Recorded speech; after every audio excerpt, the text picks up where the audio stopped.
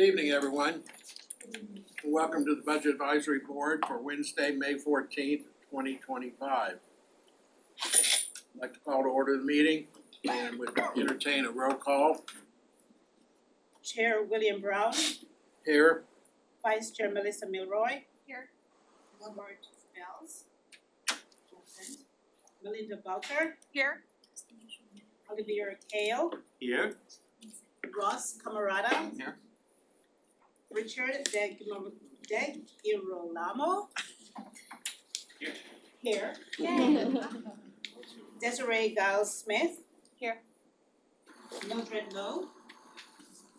Absent. And Prabhu Patel. Absent. We have a quorum. thank you. As you recall, at the last week's meeting, we had a presentation on the CRA, and we had some discussion that if we wanted to weigh in pertaining to the extension of the CRA, it was going to be brought up at next week's city commission meeting. And so the only opportunity that we would have to send any communication or to weigh in any official capacity would be tonight. So we'd have to have this as a special meeting in order to discuss if we want to or what we are going to recommend to the city commission, if anything.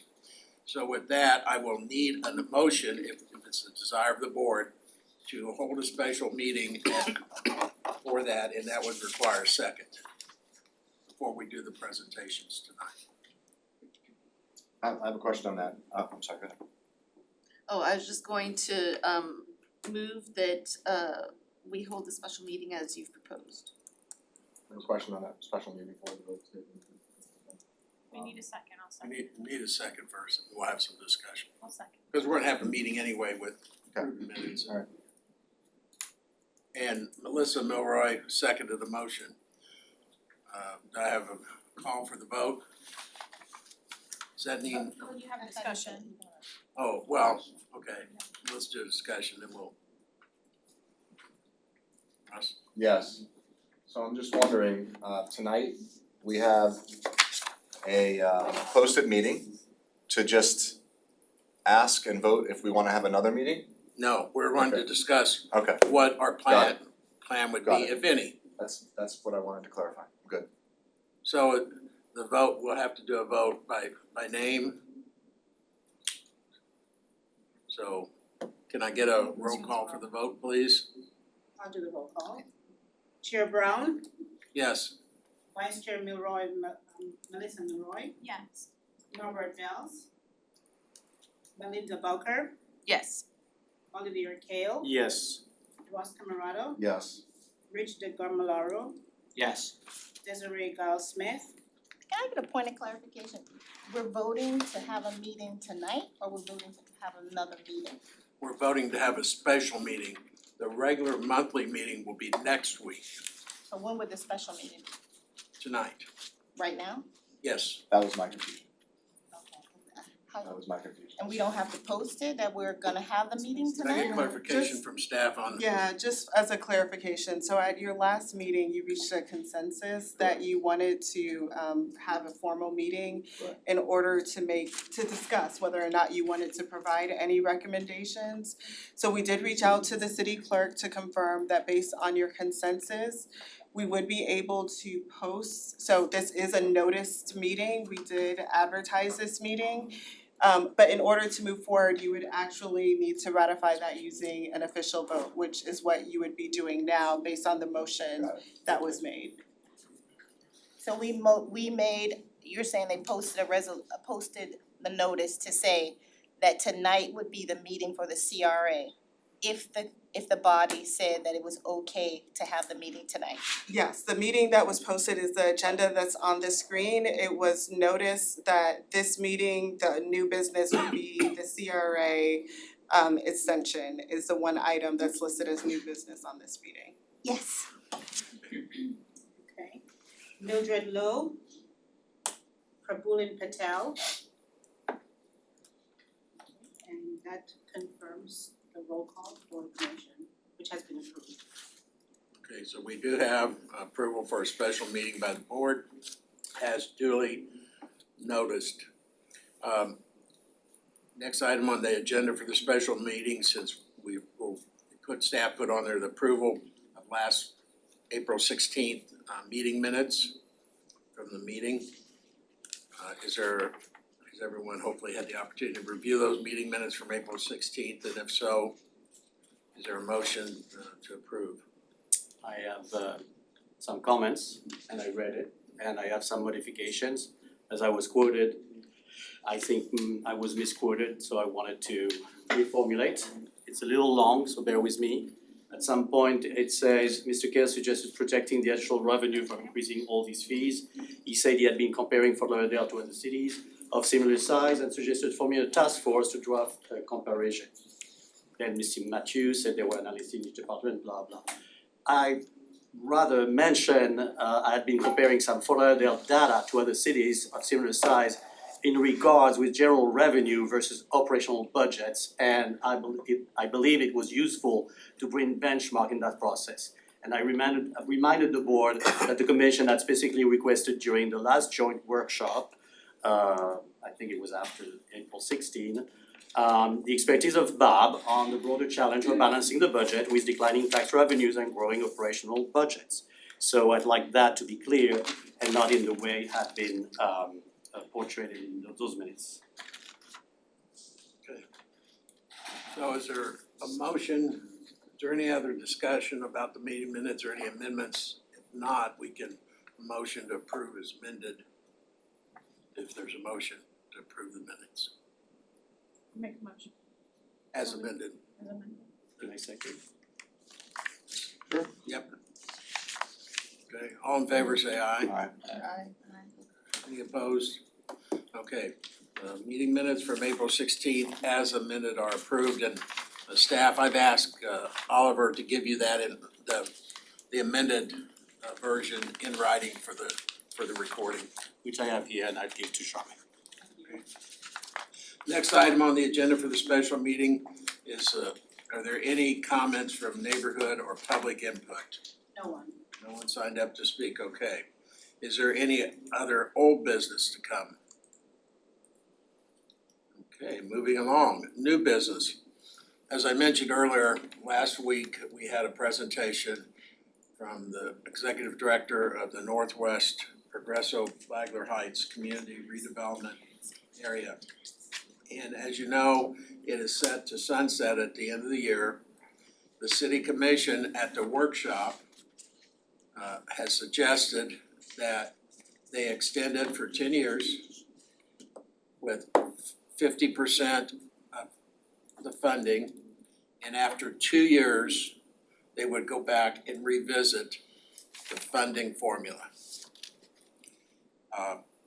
We had been asked we were told to hold off last fall on weighing in until they had the workshop, and we did not have the opportunity then after the workshop to weigh in until now. Some of the members of the commission have asked that this board weigh in on the future of the CRA or the extension or whatever is a feeling of this body. So that is why we're having the special meeting. In order to do so, the city commission again is meeting next week, and they have it as an agenda item to extend the CRA as just explained. Staff, did I explain that correctly? That it's scheduled to be on the agenda for Tuesday's evening meeting of the commission and the commission and the CRA. So there'll be two items, same item approved by each board. So I will open it up to the floor to the board for discussion on the feeling of the extension, the formula, concerns, issues, or if there's anything we would like to communicate to the commission. I have all of those, so I'm gonna wait for everybody else to go, and then I'll tack on here.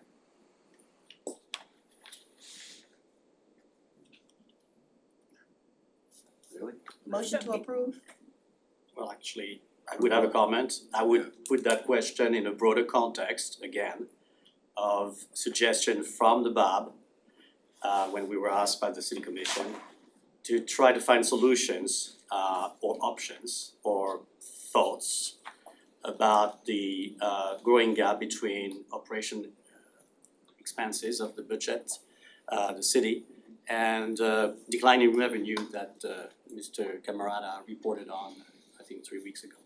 And I think it's a broader- Sorry, forgive me, we're talking about CRA or? we're But talking I'm talking about the CRA as one of the buckets Got it, or yep. areas of concern that we should look Yeah. at holistically. I think that's the scope that we could look at instead of just seeing the CRA as one bucket, isolated bucket. That's my Got it. recommendation or my orientation, if this board is interested in sharing that thought. I mean, my only thoughts are, I think that it's, I think we've seen a lot of the growth in that area based on the presentation that they made last week. Continuing it for 10 years, I think when we're in the budget times that we're in, and I think is excessive, we're not gonna have the county contribution.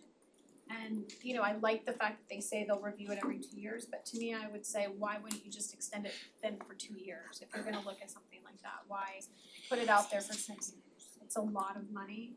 There's still money, so to speak, sitting in that bucket right now that may be, Allocated. but I just would say, why 10 years? Why commit to it? We saw there during their presentation that $38 million was still unallocated, although Chris Cooper So said, that's not that's what I necessarily, remember that's not from the necess- presentation. so if I may, so their money is allocated to projects, it's actually dedicated to things.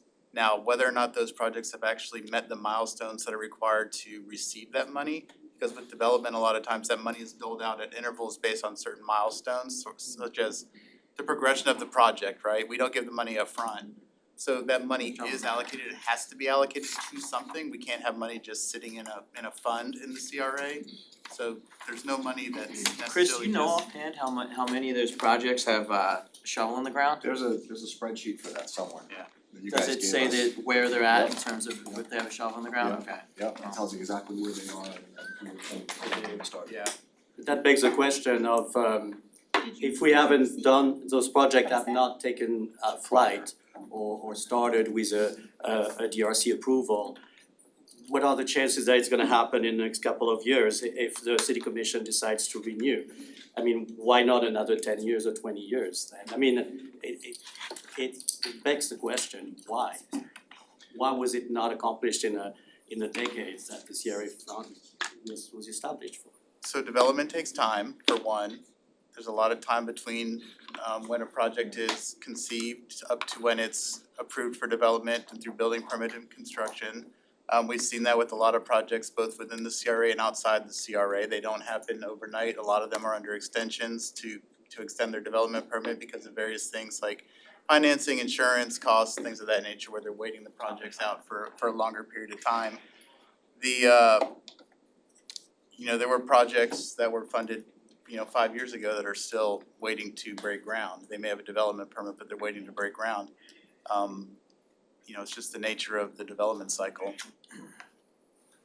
And I think we saw also some projects were allocated money and given money and never took flight or never became a restaurant or a point of life that would attract or make this area more appealing and attract more development. So it begs the question again, is it working the way it should work despite all the money that we are actually allocating? I think it is. I mean, if you go back 30 years when it was started and you look at Flagler Village, I know we all know what it looks like today, but it was vastly different 30, 20 years ago. It was a place people didn't wanna go, didn't wanna be, didn't wanna develop.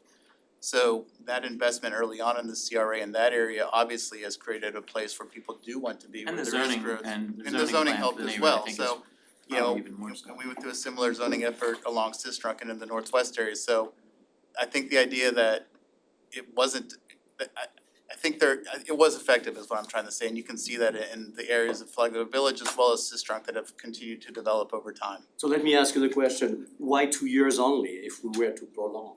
If the city So- commission were amenable to to extend. So when you when you extend a CRA like this, there's a process involved. So the thought of going every 2 years through that process with the county is cumbersome, right? So the idea to extend it by 10 years with these 2-year review milestones was something the commission decided to do so they could track the process and the progress of spending a smaller amount of money in the area and see what that effectiveness looks like. So in 2 years, they might decide, the commission may decide to readjust it up because they feel like more funding could have helped the area more. They could, suggest to go a little bit less. It just depends. But they wanted to be able to have that opportunity every 2 years to reevaluate how we were funding, how the progress was being made with that new amount of funding versus what was previously available to the CRA. So if I understand well, it's a more calibrated and progressive approach than initially established, correct? Yes.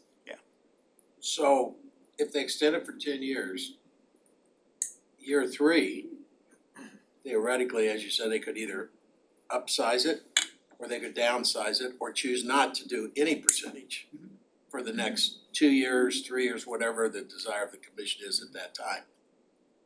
Sure, they could, if it's not funded, we did something in the CRA in the beach CRA where we extended it just to finish out projects, not necessarily to continue to collect money or have money to leverage in that area. It was just to finish out things that have been ongoing. So with that understanding, one of my concerns is originally it was told to the community when Invest Fort Lauderdale was created and was to actually use it as to replace the CRA. Now, we heard from the director who said he created it, that was not the intent. However, there's some disagreements there between what the community's understanding and some of the commissioners. So I would like to see something communicated to the commission that says during the next 2 years that Invest Fort Lauderdale gets fully up and operational. So we the city commission created Invest Fort Lauderdale, and we're gonna present that to the commission in an upcoming meeting. I don't have the date yet, but we are gonna have that conversation with them. And the idea of Invest Fort Lauderdale is that Invest Fort Lauderdale would be an entity that could go out, get funding, receive funding to continue these redevelopment efforts and incentivizations in some of these areas like the Northwest Rack.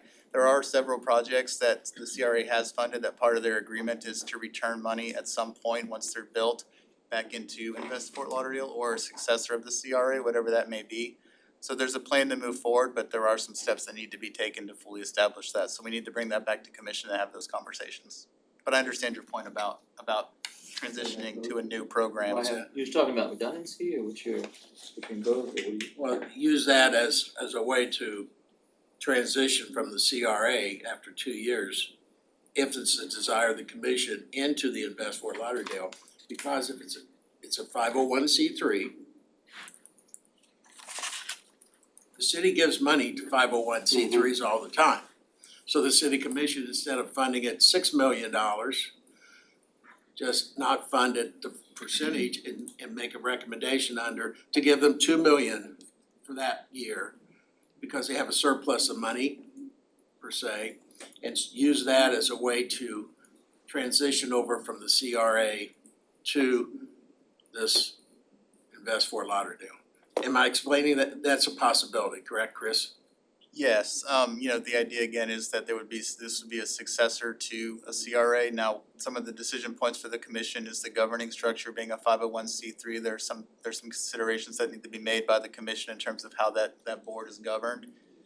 The other issue is the area that it covers. Does it only cover a certain area like the Northwest? Does it expand it to cover initiatives citywide? So we need to have those conversations with our commission. But I think your concept of that could be the next generation of the CRA is accurate. And we have to have some benchmarks, to get this happen. We've sat for 3 years with nothing. And now we're at the end of the period and now we're gonna extend it. So there has to be some benchmarks, and that's why I personally feel that we need to ask that the city commission see that the commitment's full. They fulfill the commitment, the city, to get the Invest Fort Lauderdale fully operational. You're speaking logically, you know, and I didn't know much about CRAs at all. And I still am not an expert on it, but this is about as close to the wild west as I can see for a municipality. The stuff that I've seen and I've researched, people's names, people involved, LLCs involved, where the money goes to make a inside of a restaurant nice or create a pub or a bar. I don't see the value in that. This was created 30 years ago and everybody in this room says that Fort Lauderdale was a much different city. So wasn't the area that has been fixed. When was the last time we looked at a census in the area to decide whether or not it still needs development? Do we have a new report? The last one I saw, the amended one was from 1995. Do we have a new one? So we had an amended report in 2016. I provided that, I think, via, I didn't see that. Did anyone see emailed that? that out It was satellite. today, and we'll have to do a new. That was 1995, what I saw. Okay, so there was a 2016 that should have been sent out today. Just received it. You just received it, okay. And there's as part of this extension, we'll have to do an amended and restated plan to make the extension of. How many of the commercial corridors within that region aren't sought after? Like I'm in that world and there's, there isn't a piece of dirt in Flagler Village that somebody's not gonna gobble up. They're not 10-15 million for, a half an acre anymore but that's from the market, there's nothing to do with this.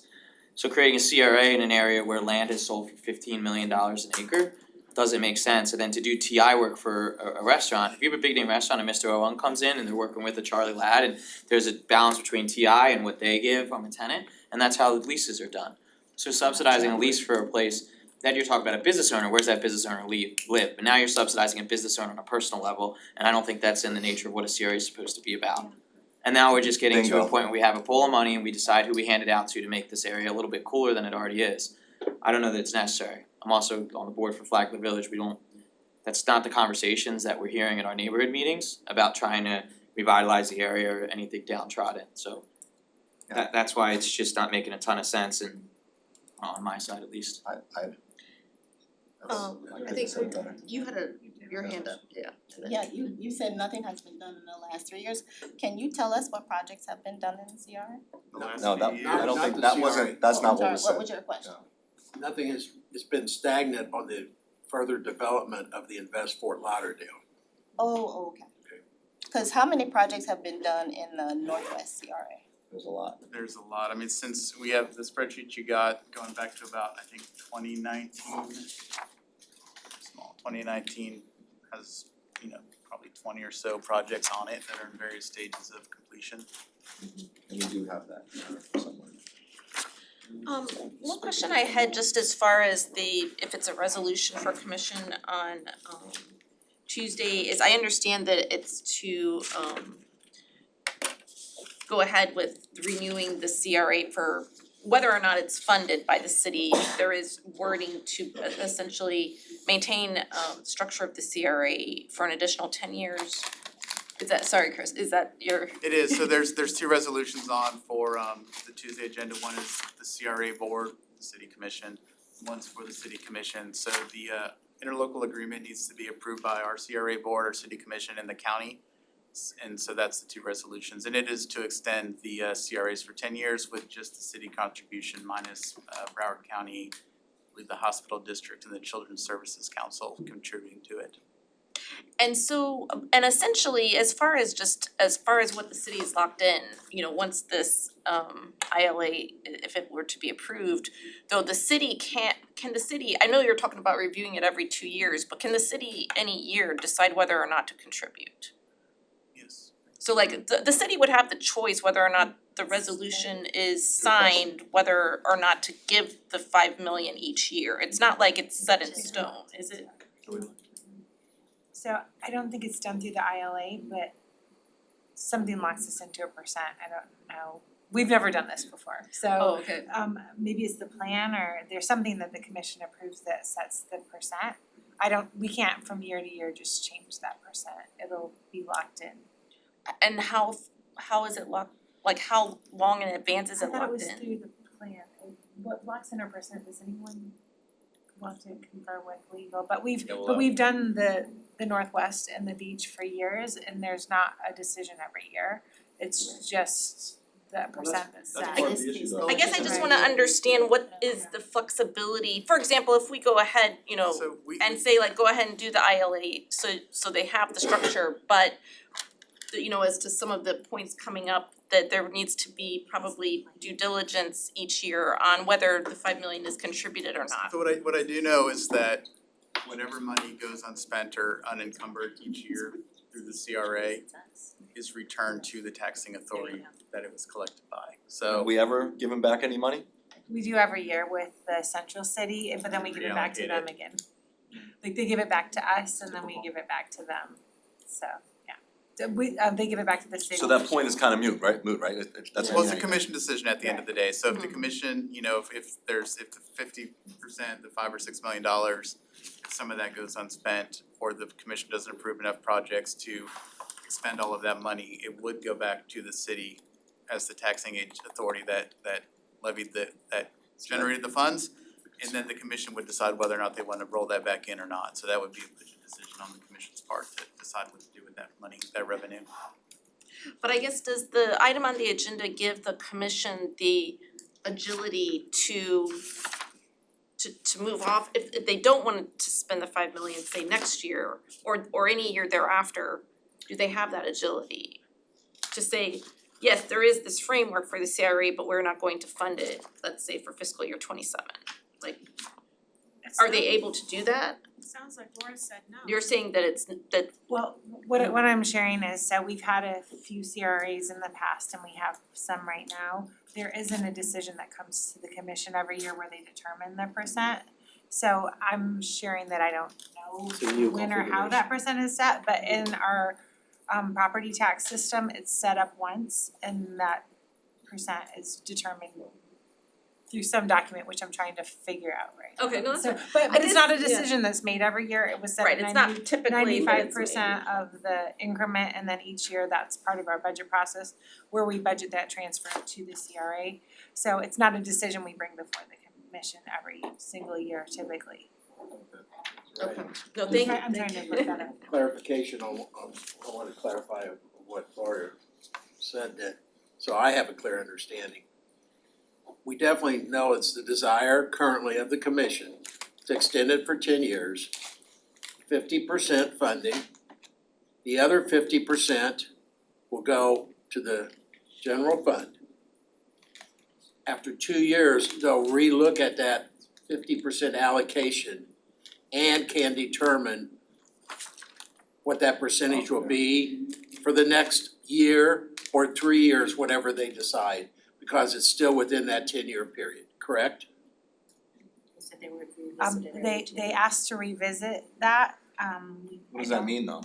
That's what I'm trying to get to. Are we locked in for 10 years and they just gonna? So I can share my understanding of the interlocal. So we have an interlocal extension with the beach CRA and it really is the same as what the Northwest is, except for we chose not to continue to contribute. I haven't seen the most recent draft of the agreement, but the draft that I did see, in the interlocal agreement, it says the city can contribute or not. It says it's up to the city if we want to do the TIF. Is there an amount for the TIF in the most recent? Okay, so he's checking, but I believe the agreement, the important thing about the agreement from a budget perspective is all the money that's in place right now, you wanna be able to spend it in the Northwest CRA. And then another decision is if we want to continue to contribute. The county's kind of agnostic as to whether or not we continue to contribute.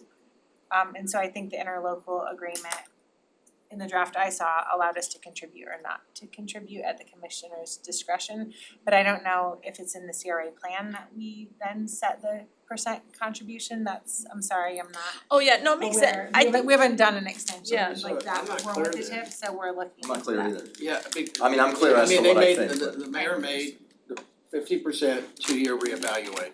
But what I'm, and I think others would agree with me, we're not hearing that that's even possible. No, which means they would have to extend it for only 2 years. Can you do that? Can you extend it for 2 years and then look at it again? That's what I was asking. They're not going to though.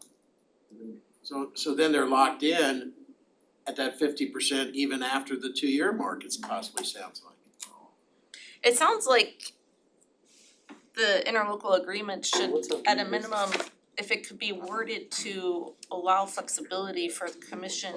So the interlocal says that the TIF obligation to the CRA after the expiration, the date that it would restart on November 7th, 2025, does not require, limit, or impact any agreement between the city and the CRA regarding the TIF obligations of the city So they can make whatever they can. pursuant to statute, so we don't Okay. get with the statute The commission can. After the 2-year period, or at any period. at any At period. any After period. November 7th, 2025. And 2 years when they're saying they're gonna officially quote unquote look at it, but they can do whatever they want.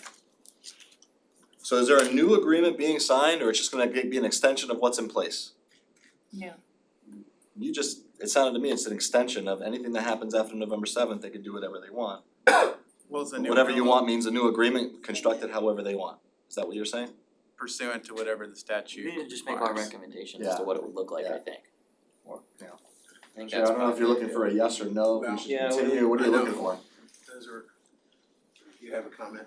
I was just gonna say, but I'm not sure, when you set your tax rates, you can take that into account whether or not the TIF, I guess, is going to, I guess you'll kind of make that determination on whether or not it's going to the CRA or how much is going to the CRA before you set your rates. So when the commission sets the maximum millage rate at the June 30th meeting, they'll receive a presentation of what the financial picture for the general fund looks like. Right now, that picture includes the almost $6 million transfer into the CRA. And using that information, they'll get to determine what they would like to set the maximum millage rate at. So it's an important factor in millage rate decision. I'd like to make another motion to approve. What? Approve the 10 years with the 50% funding from the city, from CRA. It's not what the discussion. I think it might be, what is the discussion? What are we looking for here, vote, or are we giving We're our own just framing? comment, we're just giving comment. Are we delivering something to the commission from this conversation? That's a key. If that's the desire of the board and that's what we're discussing, you know, and I've heard different. May I opine? I would think that if everybody's had their time to review the information that's been stated here, I think it should be I don't know if it's a vote or if it's our the board's decision to move forward was passed 9-4 or whatever. That's, Maybe it's a communication You know, that, That we support the or don't commission, support, or don't support Yeah. or support. Or in what by majority capacity or by not vote. majority, I mean, I don't know. And personally, it goes back to what I said earlier, I think if we do vote to support, then there has to be some benchmarks put in. Exactly. And that ties back to the Invest Fort Lauderdale to get that, so that that could be the, That we can- otherwise we we're can- keeping the CRA on life support for 10 years. Well, it's At not the my expense of the decision, town. you know, we can't make that, we can't tell the commission, We can we'll approve it suggest. if. No, We I say mean, yes or no, I no. mean. We can have a we're- recommendation of a framework. I think it's a waste of time. Honestly, I don't think they're gonna ask us to how we can construct the deal. I think they're respectfully asking what we feel about the CRA and what would you do? Okay, so How to construct the deal might be something different. So either we support it as proposed or not, and then we can make another, it might be, maybe the Supporting initial thing is a comment. yes or no on the To support. explain why. Well, maybe they come back to us and say, well, why did you say no? Then we can. well, we have to have that. We should be ready Yeah, that's why- before. Maybe there's not a whole framework, but just what do we support or what we not support. Right.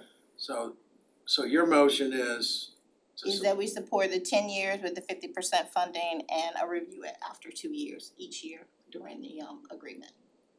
Okay. Then it comes back to the budget I advisory. don't think that's a standard vote. I don't think this is a vote. I think it's just a, It's a recommendation, so we have to move something forward. If we wanna make a recommendation, it has to either, you up or not, down I it, think it's a communication to the commission. but then it still has to have some Yeah. type of consensus that everyone Right, agrees But I to think it that. should be a cumulative vote and it goes back that way. It's a 9-4 vote or a 9-0 vote or That's what I'm whatever. saying. This is a, Saying this the is a same passive thing. one. So is there a second for her recommendation? I second her recommendation. Chair Brown, you're right, there should be some benchmarks. As an entrepreneur coming from the Sistrunk area, the CRA did help me out, particularly during the pandemic. That was really a blessing for my business. And I know that I didn't always stay connected with the CRA, but I was abreast of what they had going on. They opened up some opportunities for entrepreneurs. They did that Finally Friday. They were very inclusive. And also offering education for entrepreneurs in the area as well. I've watched Flagler Village grow and I've watched Sistrunk.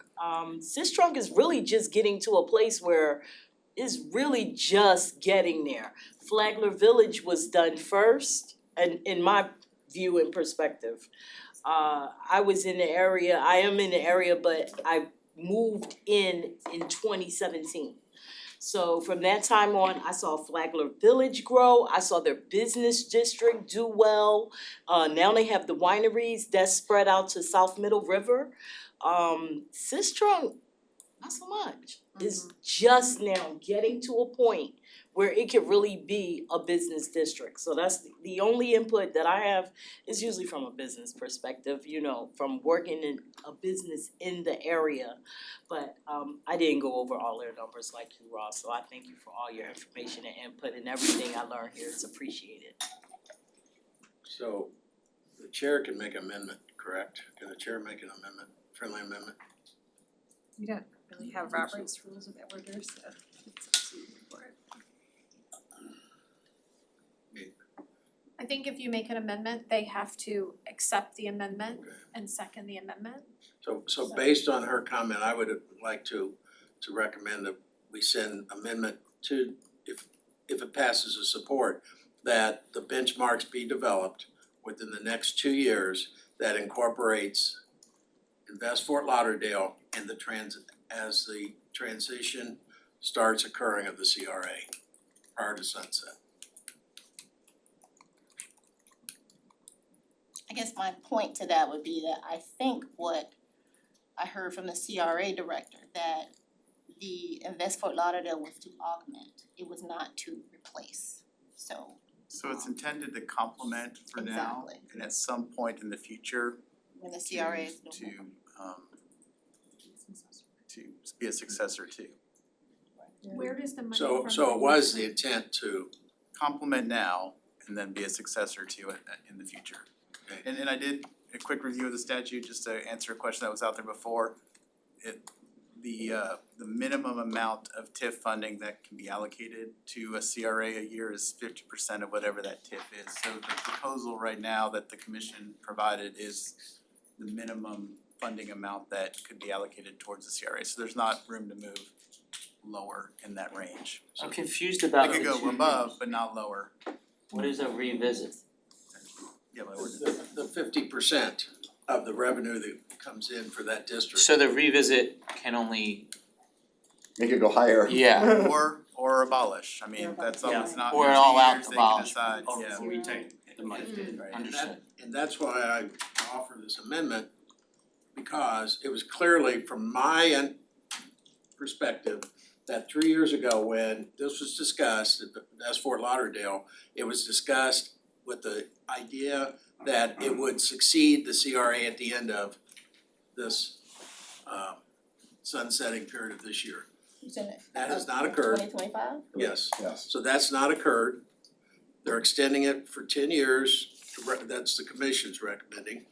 And I think personally, there has to be some benchmarks so that we don't go another 2 years and nothing happened and, you know, just don't keep kicking the can down the road within what was the original intent by creating Invest Fort Lauderdale.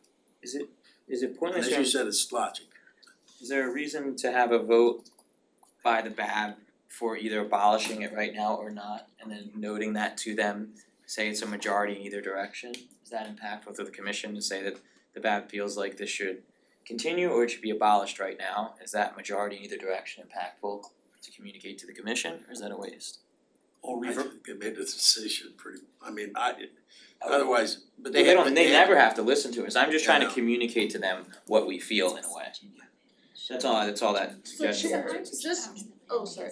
With regards to your amendment, no, I appreciate the amount of knowledge you have on, I guess, this future or this nonprofit invest. I'll say though, I guess I don't feel knowledgeable enough about that particular 501c3 to feel comfortable agreeing to that amendment at the moment. To their particular motion, I just wanted to let you know that I feel there's some unanswered questions. I feel like I would need to actually have received materials on that specifically. This 501c3 that you're talking about, did we receive information on it? So I guess as far as adding it to your motion, I guess I wouldn't really feel comfortable with that amendment, but I appreciate perhaps in a side discussion what you're trying to communicate. But I think we have to communicate some fashion at some point. And by the way, we can carry the notion of benchmarks without necessarily linking Right, it maybe not linking to Invest Fort Lauderdale. right. That could be Something we develop here. Because it almost sounds to me like it's like double dipping. They're gonna be putting money in and then the CRA's putting money in. Is that, No, it should be separate. So the idea was If anything, there would be some redundancy, that's what I was asking before. So how many motions are allowed to Where go? did the There- funds there's only go? one motion. How do you vote? Alright, so It's a So have a call formulation. for the question. I'm not sure what wait, the can I purpose just of this make one, cause we're in the conversation period of discussion on your motion, I do just want to make one point that kind of does inform some of my opinion on this. I think we've had some good discussion about Flagler Village and what we've seen happen there, but in looking at the map of the actual CRA boundaries, Flagler is literally just like probably 15% of the CRA. We have like the majority, 85% that extends all the way west past 95 along the Sistrunk corridor, as you've mentioned. So I just don't want us to lose sight of the fact that I would agree with Mildred that there is a large area of the CRA itself that has probably not enjoyed the development yet that Flagler has. So I just wanted to make that point to the board. is that showing in the allocation of funds? Are they going towards 95 or are they going towards To be honest, I don't know that Are the information. funds called the last 10 projects going towards 95 on the west boundary or going towards the train track? that's what I would be interested I'm to gonna know take is what Wild percentage guess went that to it's still getting flooded in the Flagler versus the true northwest Sistrunk area. I think that you can see in the stats they gave us that at least 50% of the projects right now that are funded and awaiting or are in process or awaiting to start are in District 3. 12. There were 12 identified, I think. 12 in District 3 out of how many? Cause that itself will tell us because Flagler is District 2. So I think that I don't know if you guys have the stats, but it seems like about half are District 3. We can provide this to you, but most of what's funded since 2019 is west of the Bright Line tracks, right? And that's mostly towards like mixed use apartments complexes or is it mostly towards like, Is that Most of it's housing, No, that would be more. it's not terrible then. yeah, most of it's housing. And all of them that I know of that I recognize on here from being in development services include some component of workforce or affordable housing. Yeah, needs. sure, Yeah. I'm on that. Which I think is a very important aspect and a great need right now. Where are To these the restaurants? community. Okay, so So there's a motion on the floor and it's That's on been third. seconded. I know. Okay, will you read the motion, repeat the motion again so we have clear understanding? Sure. Ms. Giles Smith made a motion to recommend a communication to the city commission to support the extension of the Northwest CRA for 10 years at 50% tip with a review every 2 years. This motion was seconded by Ms. Lowe. So I do a roll call vote on the motion, no further discussion. Okay, you want, Char's gonna help me with the roll call. Chair Brown, yes, Vice Chair Milroy, No. Norbert Bells, absent. Belinda Bulker, Yes. Olivia Kale, No. Ross Camarada, No. Richard De Girolamo, No, Desiree Giles Smith, Yes. Mildred Lowe, Yes. Prabhuline Patel, absent. So the vote was What was it? 4-4, Doesn't pass. Doesn't pass, yeah. and that will be what is communicated. No, so that doesn't pass. Doesn't pass. Would we communicate that we were split? Doesn't pass. I make a motion that we stop the funding as mentioned as stated 30 years ago to stop on November 7, 2025. And then potentially bring it up, but that's not the case. If they wanna bring it back to the table and have other stuff done to it, that's fine, but I make a motion to stop November 7, 2025.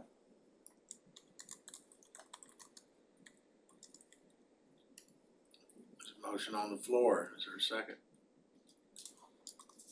I would second it, I have a feeling it's just gonna be split again, but yeah, I would second it. Any discussion? Discussion point, I would favor a motion that suggests the same, but a conditional to, a positive outcome or approval, but with reservation in regards with benchmarks and conditional to those benchmarks. How do we communicate that? I'm with you. I'd be okay with that. But I think there would be more of a consensus on the I vote don't think we have the time, that's the problem. to prepare that recommendation. Yeah, it's, isn't it happening soon? I mean, So we give up after before trying? no, I mean, do we have It's a little time? late. Do we have time Well, take the time right here. Or another session, to discuss the parameters of the commission? I don't know if we have time to notice a second meeting before the city commission. Well, is there an aspect of Desiree's motion that could be amended that would facilitate Yeah. a small wording change that could, is that what you're saying, Elizabeth? yeah, I Both think, say- I think I both think say- the notion So- of benchmark that Chairman Brown is spelled very clearly and that we actually resonate with some of us who voted no. Yeah, I'll withdraw the If it's motion. introduced, Okay. I think we'll receive our approval. And- Chair, would you like to That's make my that- sentiment. And just so, for clarification purposes, from attending the workshop in that room back in January, it was kind of a consensus of 4-1 to Continue forward. continue forward with the 10-year, 2-year, 50%, so, That's what's gonna happen. yeah, so with that, staff, Yeah, so, thanks, Mr. Chair. So you have, Waste of time. if this is approved, you have 2 years, or the commission has 2 years before they have to take that look back. So the communication or the recommendation could be if the motion is to extend for 10 years and supporting the 2-year review, that somebody, and you could recommend yourself, you could recommend another board, but that those benchmarks are developed and brought back before next year rather than waiting the 2 years so that those benchmarks can be solidified, Invest Fort Lauderdale can be discussed further, and those details can be worked out well in advance of that 2-year look back, or look ahead, whichever. that's what I was kind of wanting. Yeah, that's a Yeah. proper formulation, I think, that sounds could like a receive great consensus. amendment. You wanna make the motion, Chair can't make a motion. I'll make a motion It's in there. What that is it on the we table? accept the extension Withdrew? with the ability for, I guess it would be BAB, right? I think it should be.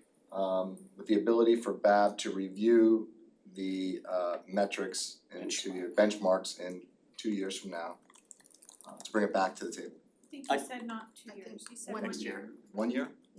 I'm saying to make the benchmarks, right? 1 year To to get- create develop the, and- to create, make it part of our agenda. I'd second that. And it has to have the word, I heard, invest. Including, Yeah. including Invest Fort Lauderdale. Right. And Include then- Invest Fort Lauderdale in conversations. Second.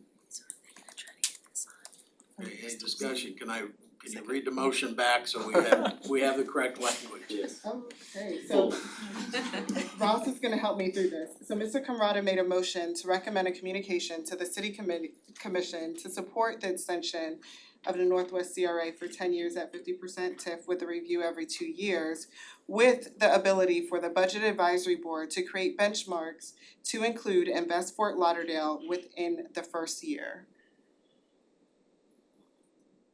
I would substitute recommend rather than create benchmarks. Yeah, Okay, that's to what I was recommend. thinking. We're just an advisory board, we're not the commission. Recommend. I'm okay with that.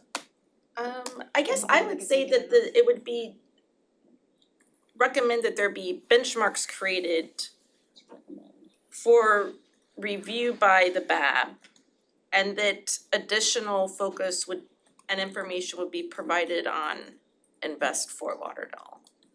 Because I feel that the benchmarks need to be focused on Irrelevant. the KPIs on the CRA that.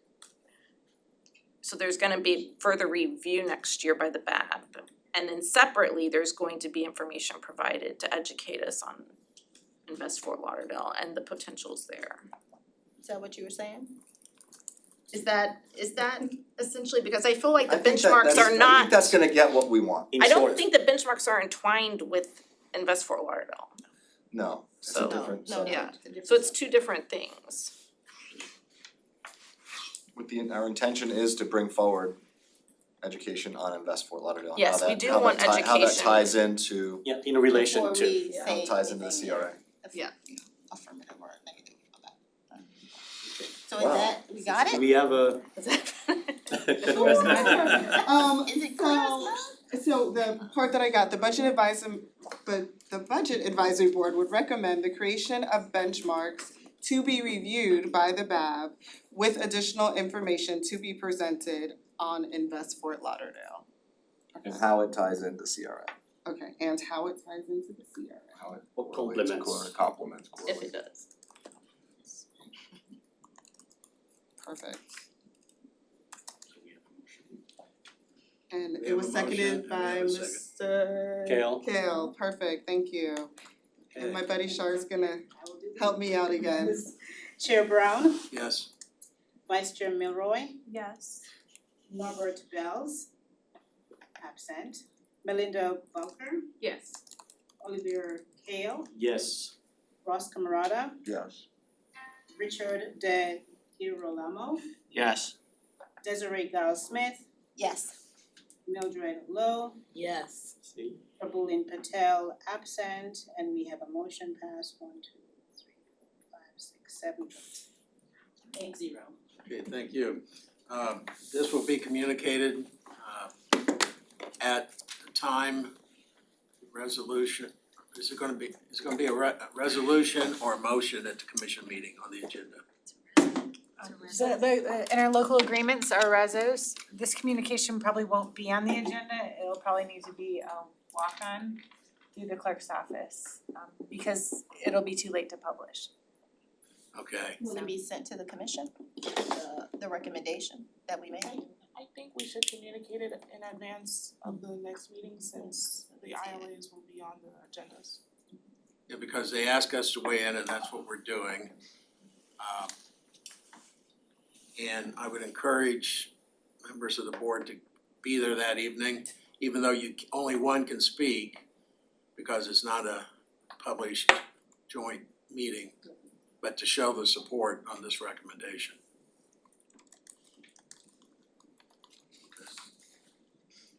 Are there any other communications to the city commission? Moving on, thank you, that was quite a exercise. Chief Golan has 8 minutes. Board member Cox. Warm in here. Oh, yes, sorry, board member comments, there was one request that I made a couple of meetings ago that I don't believe any of us has received, it was regarding the bridges in the city and the Yes. conditions of them Yes. and where we are with them. So the Public Works Director is actually scheduled to present at the next meeting. What the board requested at that time was that we give him an additional 10 minutes so that he could include in that presentation the condition of the bridges and some of the other information that you requested. So his presentation will go a little bit longer to accommodate that. Would anyone here wanna see any of that information before that In meeting? advance, I would. Yeah, we can absolutely work with them to get that information. Okay. Any other board comments? Very good. I'd just like to say one thing, I appreciate all the work you guys have done to provide us with information. So thanks so much to all the Amazing. Fort Lauderdale staff. You guys are amazing with your fearless leader down there. Okay, motion to adjourn the Special. special Oh, I was meeting. gonna say it. We have to adjourn this meeting before we go to the special meeting. Second. Okay, we're adjourned. Now we go right into the presentations. Tonight, we have three presentations, fire rescue, parks and rec, and transportation and mobility. We have three esteemed gentlemen here to present as the fire chief and department heads, one that you're acting, correct? So with that, Chief Golden, you're on the. So I'm down to 5 minutes now, is that where we're at, or It's still 20 minutes. So good evening, thank you for this opportunity and thank you for taking the time to review our packets and to go through all the information that's provided to you. Without you all sitting here and actively taking a part, none of this happens, that the communication doesn't get back to the elected officials and where it needs to be, showing that sense. And I can't thank you enough for your support over the years and all of the community's support. Previous meeting, I had the opportunity to speak to you and share with you the growth of the city and some of the challenges that we were looking at. And what exactly my concerns, what kept me up at night looked like. I shared during that time frame that my request this year would be rather modest because of the SAFER grant and our gratitude for getting that grant and being able to have 28 additional firefighters. With that, my ask this year are more focused towards supporting those individuals and supporting the daily operations of the organization. With only one that actually takes and advances us to a new level. Over the next couple of years, we're reaching a cycle within our organization where we have a lot of people that are reaching the drop and will be retiring out. We're forecasting what that looks like to make sure that our staff are adequately trained to move up within the organization and assume those positions. My very first ask is for an officer development training, and this development training would be focused towards about 100 firefighters over a 2-year period of time. And would be focused towards training them, having backfill training come in, overtime training, as well as the mannequins that are there, to purchase 2 mannequins. This training would be focused towards individuals that are less senior.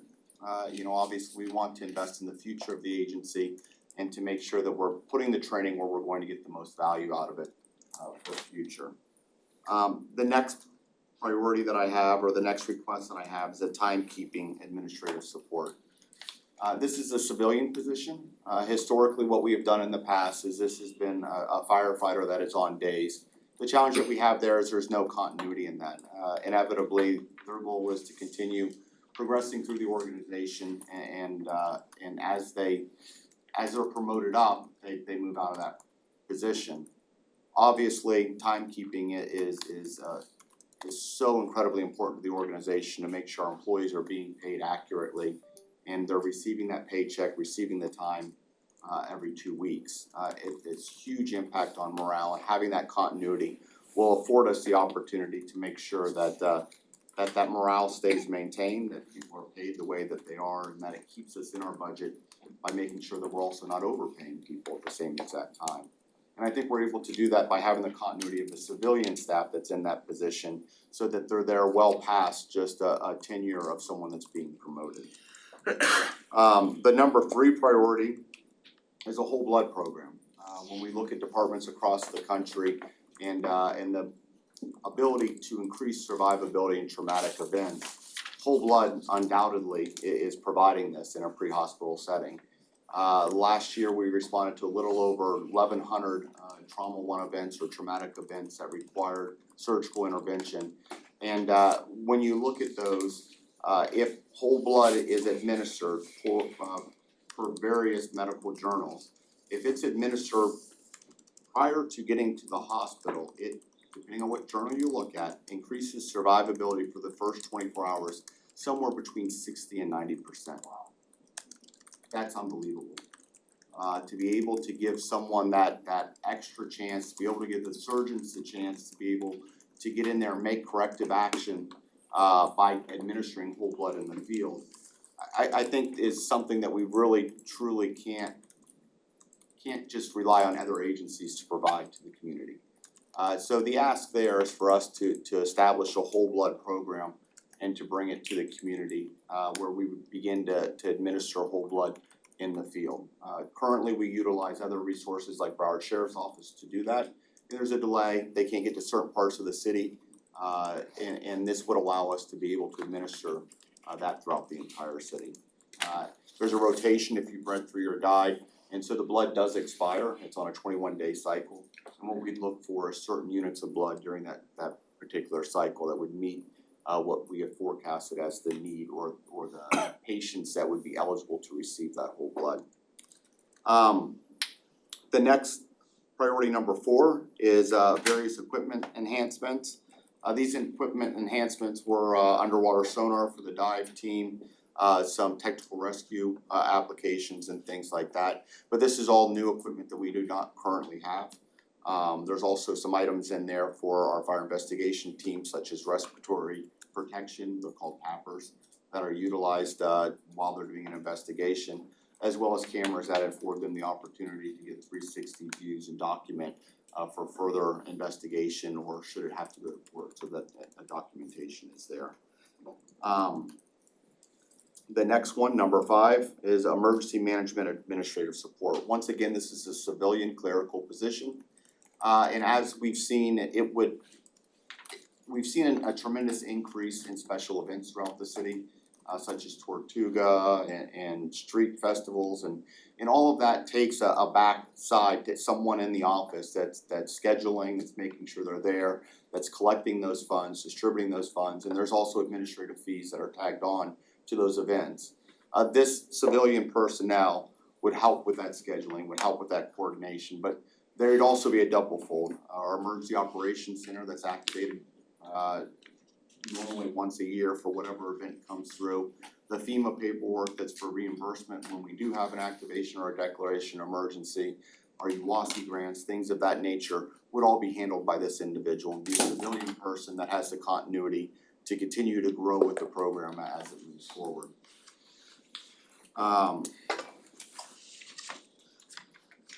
The next is number 6, and that's various enhancements. No, number 7. Was 5. 6 is the sorry. uniform enhancements, sorry. 6. And what it basically this is you know that there's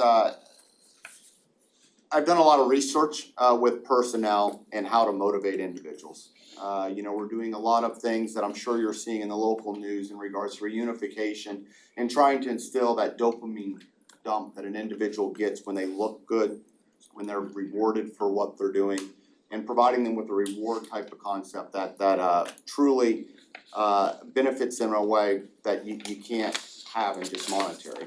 What the ask is here is to provide them with uniforms such as I'm dressed today, but also with the jacket and the cap that they would wear, so that when they go to awards functions, when they go to parades, when they go to funerals, that they are dressed to a T. That gives them a sense of pride in the organization, a sense of ownership that it is difficult to have without putting them in the proper uniform. So the ask there is to be able to afford them the opportunity to be in a full dress Class A uniform, and for all personnel at all ranks in the organization. Right now, the only parts of the organization that are afforded that are the individuals that are assigned to administrative day positions and the chief officers within the organization. The other ranks do not have that same level of uniform, and that's what the ask is there. Number 7 is fleet coordinator. We currently have this as a firefighter that's in this position. We have an extensive fleet with over 150 apparatus. Our rescues start at $500,000 each. Our engines are at 1.1 million, and our ladder trucks are about 2.4 million right now. It is imperative that we have someone that's making sure that that fleet is maintained, that it's on the road, that we're getting the most out of those trucks that we're spending so much money on, so that the longevity of that apparatus there is as long as we can possibly get out of it. This individual currently, like the other positions, this position is currently held by a sworn individual And once again, as they promote out of the position and back into operations to get their operational experience. By having a civilian position here, I think we can do it for far less than what we're currently paying. But we would also have the continuity of someone that would grow with the system, would see the trucks from the very beginning of when we're purchasing the truck to delivery of the truck and the full lifetime of the truck, making sure it's properly maintained. And the last request, number 8, is a public educator. This is a request that has come up multiple times. It was something that was recommended by our accreditation 5 years ago. We're coming up for accreditation again this year, and one of the pieces that we had missed out of accreditation was a public educator. Currently, when we do CPR classes or fire extinguisher classes or things of that, we pull trucks out of service and operations and have them go and teach the class. This would be a dedicated person that would be in administration, a civilian person that would go out and be able to teach these classes to the community and hopefully stop the incident before it ever even starts. That you often hear that an ounce of prevention is worth a pound of cure. And that's exactly what we're trying to do here, is to provide a resource to the community that's out there and to prevent the incident before it ever even begins. I thank you very much for your consideration. I thank you for taking the time to listen to my wants and needs for our organization to support the men and women of Fort Lauderdale Fire Rescue. Okay. Great presentation, and you're that's 11 minutes, wow. So we'll go around the room. That's a record. Yeah. Carl thought at least 30 on me, right? I was going So we'll start. Melissa, you have any questions, comments, concerns? So this adds up to a little over 1.3 million. Yes. Is there anything from the previous year's budget that you're not asking for? So where are you breaking even to last year's budget? I guess I didn't. The If ask, you were to get that ask, how much more would it be for the 2026 budget, I guess is my question. a lot more. I don't know the exact number offhand, but there were some things that we were able to offset. Like so last year there was an ask for personnel. I think it was 16 additional firefighters, if I remember correctly, was our ask last year. And that was about 3 million if my memory's not failing me. But we were afforded the SAFER grant, and so we were able to reallocate that funding, which was 700,000, I think, to offset the cost of the supervision that was needed in those positions, the lieutenant positions. So that cost will be coming back up when the SAFER grant ends in 3 years, and we'll have to readdress that. So So to- Melissa, I was gonna just say Okay. that in your packet on page 8, that there's a summary that shows the cost of last year versus this year. It's around a $4 million increase for current service level. Is that what you were getting to? Yeah, sorry, I see This it now. before the decision packages. Yeah. Yep. Yep, it's 4.2 million or 3.5% increase. That's primarily salaries. 1%. I don't know how to use this. Let's go right around. I'm assuming these are administrators. These are coming from the city manager and the departments? So I have met with several departments regarding their decision package requests, and much of what the fire chief has presented are supported. There are a few items that I was not particularly supportive of. However, I think it's worth having the discussion until we have our preliminary budget. Question, how many firefighters did you get with the SAFER grant? 28. 28, so when do they now fall on the city's books as opposed to being in the So in grant? 3 years, as of March 1st, so they all began on March 1st. They went through 10 weeks of training and they came on to operations just Monday. And so now we get 3 years of full funding on them from the date that they began, which was March 1st of 2025. And how much do those 28 firefighters cost? So after now or in 3 years? Now, how much do they cost?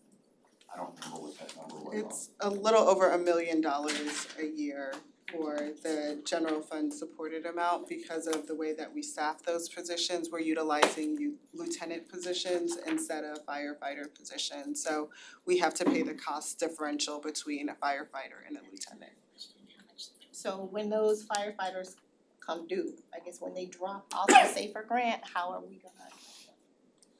So we're building it into our long-range financial model, and so we're anticipating that in addition to the however many million that we're paying now, it'll be an additional 4.6 million in the year that they come off. So we're anticipating that we'll absorb those costs in the year that the grant ends. Will you like increase the fire fee or will it just be? So the fire fee is based on the services that are provided, so those individuals, as their costs become part of the fire assessment model, there is a portion that is recovered through the fire assessment. It's not the full amount, but it does become part of our fire assessment model when that occurs. Do you think it'll be an increase in the fire fee or is it just something you're budgeting for, so General when the fund. time becomes? All fun. Fire assessment goes to Yeah. fund. So the, No, she's talking about the additional monies that we need to pay the salaries for these When they firefighters. drop off the grant. Right, where's that money coming it from? primarily comes from the general fund. Fun, exactly. General fund, and the last Stan Tech report, I'm not sure if you were here or not, but Factored it we in. went from a 4.11 Not ideal. to a 4.76, I think it was, in 3 years from now. So it's an issue. Okay, no, I Something was we need just, to, I just wanted discuss. to make sure we were taking that into effect and it wouldn't be a So surprise. so SAFER grant allow us to defer the additional cost of 28 firefighters, but we're gonna have to absorb it at some point. It's a great program, I think it's absolutely great, cause you do get, for 3 years, you get it, but I just wanna make sure we're planning, so when they fall off. Yeah. And how are you gonna work the whole blood program? Is that gonna be something that you set up, something in each station, will it be something? No, so what we would do is we have supervisors, they're called battalion chiefs that are over districts. We would have them trained to administer that blood to the unit. The blood is too costly to have on every unit in the city. So then what would happen is the supervisor unit would then respond out to the call when it's identified as a potential candidate for blood administration. They would be dispatched at the same time simultaneously as the rescue or engine is being dispatched. They would arrive on scene, and if the patient meets the criteria, the supervisor would hand over the blood to the rescue crew, whom would then administer. There may even be times where we would rendezvous with the truck that's en route. Because a lot of times we have found that it's better to administer the blood even on the ramp of the hospital rather than to take the patient out and delay the administration of blood for another 20 minutes or so while it comes down to the blood bank. I think that's a great program, it really does save lives, it really does, so I'm glad you're instituting it, and I think it'll do a great service to the many people who get hurt in our city. They will survive. Is it a program that exists in many other cities? Is that a standard or is that It's not a standard as of this time, you're starting to see it ramp up. So in Broward County right now, Broward Sheriff's Office is able to administer whole blood by the helicopter. And a 1 ground unit for the entire county in the city of Sunrise. Out of the other 18 fire departments in Broward County, there's no one else that it provides that level of care. So we're leading the charge on that, see for Lauderdale. Well, but on the national level, they're seeing more and more. I think even one of the national news networks did a story on the whole blood program for the entire nation. The more and more departments, this is the trend. This is, yeah, I think this is the way. Thank you. Absolutely, thank you. Chief Golan, last time you were here and you talked about your department, you were mentioning that you had to reach pretty far to get some people on staff, and I was wondering what percentage of the firefighters that you do have now, were they local? Is a good percentage local? Is it something that you can trust? Or are you still outsourcing from out of town? The challenge that we see is the cost of living, but one of the affordability, or one of the benefits of a firefighter is the work schedule that they have with 24 on, 48 off. So it affords our staff to commute in, they're here for 24 hours and they commute back home. I would still venture to say that a majority of our staff live north of Palm Beach County, in the Jupiter area, and north. Simply because of the affordability of living up there, and their ability to commute in and out. There are, probably about 25% that live in the Broward County area, but I don't have those real numbers, and I don't wanna misquote what the percentiles would be. And that seems to be something that's indicative of most departments. Absolutely, and Chief Schultz and myself are looking at some affordable housing possibilities as we see new development coming into the area to afford our new firefighters the ability to live and work in the same area. I think that there's a huge value to that because then there's a higher level of ownership in the community that they're serving. Recently a building went online on Dixie Highway in Oakland Park and they've come and reached out to our staff to offer them affordable housing in that building. I know there's some other buildings getting ready to go online that are already in discussion with us to do the same exact thing. Thank you. That's great. Great to hear. Linda? Thank you so much, Chief, and yeah, I mean, it sounds, all of your proposals sound great, and I really can't second guess you on any of them, cause you're the expert, and I guess the only thing just with regards to budgeting is, so in the decision package, I see the total, it comes to 1.3 million in an ask, is that correct? And then I guess I was just wondering, I do know that in total, budget on budget, fiscal year 25 versus the fiscal year 26 ask is around 4 million.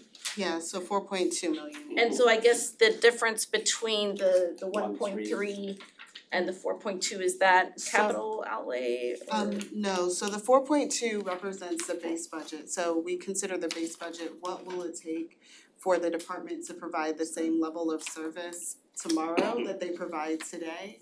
The decision packages are enhancements to that base budget, so that would be on top of the $4 million. Okay, I But understand. again, it's based on whatever the city manager includes in the recommended budget. Okay, no, and so obviously incorporates things like salary increases, inflation, and, Absolutely. okay, Increase in benefits and all of that stuff goes up. Yes, for Yeah. this department, 3.7 of that $4.2 million is specifically related to salaries. Yeah, no other questions, thank you. Ross? Can we revisit the CRA communication to the? That meeting's been adjourned. I think the CRA should spend a few million and build some buildings for our firefighters and police officers. Yay. That's what I think, instead of pubs and bars and restaurants. they have houses available. Not to digress, I have nothing, thank you for all you guys do. I will say, if you guys have 1 second, I did get a chance to go spend some time with the cadets, and Chief Golan put me in a metal container that was on fire. And it was a really cool experience. I would encourage all of you to go do it, because the amount of work, and I gotta tell you, the coolest thing about it is the camaraderie and how nice they are. Your staff are wonderful, these guys are great, and gals are just, they're very, very, very nice people, and the experience was wonderful, so thank you again. And please know Carl will take you to any of the parks and it's a lot less. Carl, I'm coming to you next Monday. Most of my questions were answered, I'm just gonna hop on your bandwagon as well. I have a neighbor, just to, again digress for a little bit, I have a neighbor in Flagler Village that was recently hired by you, and I mean, it made his life, so he has nothing but good things to say. He said the process of getting hired was very professional, he comes from another market of a major city, came down here, been his dream, he said since it's been hired, the perks or whatever, the stuff that he's got, whatever, and he said the camaraderie, like he said, has been amazing, so. And when you sit here and you present, you seem like you're very selfless, you're not like an I guy, you're like a we guy, a team guy, what's better for the city, what's better for the constituents, so that's what we like to hear, it's awesome, so congrats on everything. I appreciate that. I hope it resonates. I'm born and raised in the city and the city means a lot to me, as well as my firefighters mean the world to me. I mention at all of my things that they're my family. I believe that they're like my extended kids. And when one of them gets hurt or one of them gets injured, I take it personally. And to provide them the level of support so that they can do their job. My commitment to all of their families is that I return them to their families after the shift is over, mentally and physically intact. And I hold that very close to my heart, and I'm glad that you're able to see that. Directly. My one of my first mentors, I was in the music business, said the fish stinks from the head was one of her phrases, and the vice versa works in your case, so.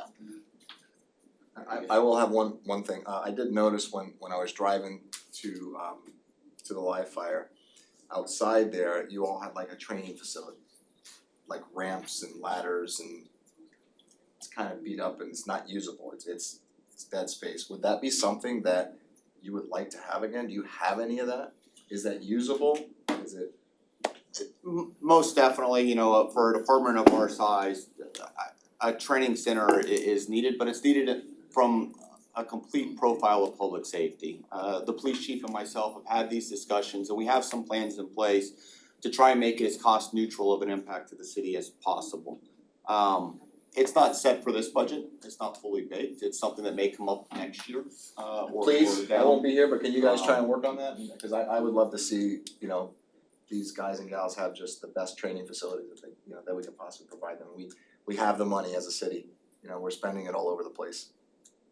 Okay, in the interest of time, Thank you. to keep moving. Chief, I think I wanna echo my colleagues by celebrating, I guess the word is leadership, your leadership. I have technical questions about your department performance measures, so it might be a little boring compared to all that camaraderie speech, but I was intrigued by the ocean rescue lives saved as a percentage of intervention, only 0.27%, and it's climbing to 2%. Why are those numbers so low? I mean, is that a normal statistic? I don't know how to answer that offhand. What an intervention is when the lifeguards make a contact prior to the incident taking place. So an intervention would be most recently with a rip current and some of the situations that we've seen with rip currents. And the lifeguard going out and telling somebody not to go in the water or identifying the rip current. Obviously, we have to have the incident, the potential incident, in order for an intervention to take place. If the weather conditions do not permit for rip currents during that time, you'll see a decrease in our interventions just based upon that alone. Okay, that explains the low percentage, but it's progressing from fiscal year 2023, 0.27% to you expect it around 2% in the next year. And I think That's a huge gap, that's what I'm trying to probably understand. the best way to validate that performance measure, I think would be to have the number of incidents that potentially could be responded to also there, so that we can see a direct correlation between the two. Okay, Rather than just what that increase may be. And you're seeing those increases and they're based upon the prediction for what the increase in utilization of the beach would be and the people visiting and patronizing the beach. And as we're seeing the utilization of the beach continue to grow, of course, we're expecting our interventions to grow just based upon the population of the beach. okay. Another technical question. Out of curiosity, there is a metric of residential fire response time of 14 minutes getting to less than 10 minutes. I was wondering what's the difference between a classic residential house versus a high rise, because it was one of your concerns when you developed what keeps you up at night. So if it's projected at under 10 minutes on a high rise, what kind of metric would it be? So it should have been in there. I The challenge I that don't we see it have here. with the high rises is the number of people. So that matrix is built upon an effective assembly of personnel to battle whatever the fire is. What you'll see is when a high rise, it's a higher number, and being that based upon the station locations and where they're coming in from, in order to effectively assemble that group, it takes a longer period of time just based upon the location of where they're at in the city and how they're navigating traffic. What you're going to see, hopefully, if my plan works out, is with a third person being placed on all these rescues under the SAFER grant, our assembly is going to require less vehicles to respond because all of the rescues now have 3, which is an additional staff. So what you should see is you should see that number come down over the next year because we're able to have less trucks responding, which means the in-zone unit should be able to make up that effective response profile. even if it is a high rise. And that's why you'll see like downtown, we have more units out of Station 2, which is covering the high rise district, than we do in some of the outlying stations that are responding to residential areas.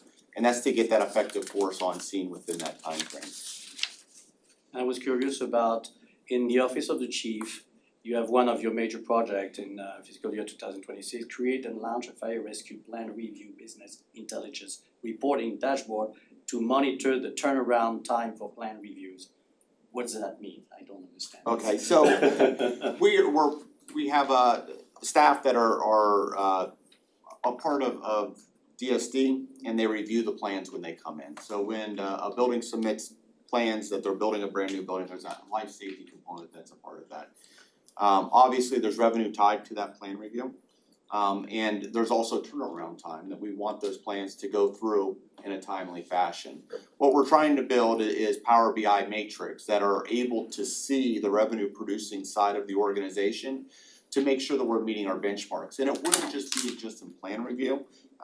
We've recently in the past year just put together those same matrix for all of our fire prevention side and our inspectors, making sure that they're meeting the number of annual inspections that are out there, that the revenue's coming in, and to take a total look at what that business side of firefighting is doing. Which should logically lead to improvement in revenue, right? You would hope, or I would hope.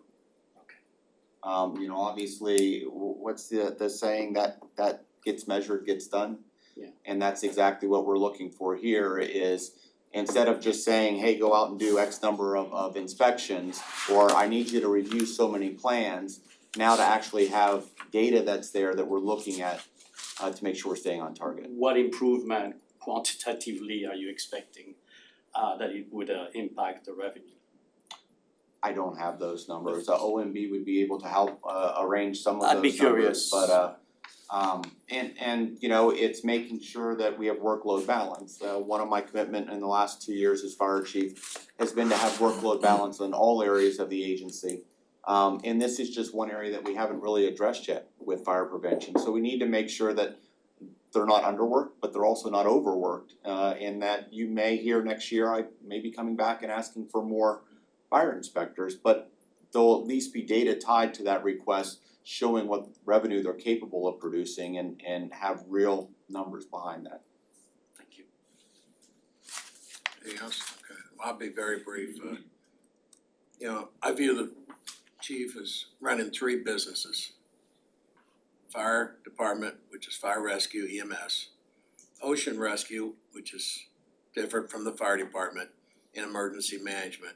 And I know priority 5, you come back again this year asking for an assistant emergency management. I view that as a critical position. I would challenge staff, because I find it concerning that when you have other departments that have positions on hold year after year, those aren't positions that are needed if they're holding them for any length of time. So when is the proper time where we look at, as a city, right-sizing all departments and put those positions on hold to maybe some key critical positions on the civilian side of public safety? So, that's not a question, it's just my comment. Sounded like a question. Yeah, What's so, that?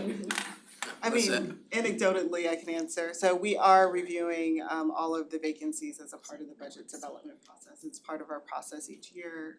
That's one of the documents that we share with you all every time the vacancy report comes out. So that is something that we look at during our meetings. We look at how long a position has been on hold, what those positions are. So it is part of the process that we look at. Yeah, because last week we saw budget proposals wanting to add part-time positions.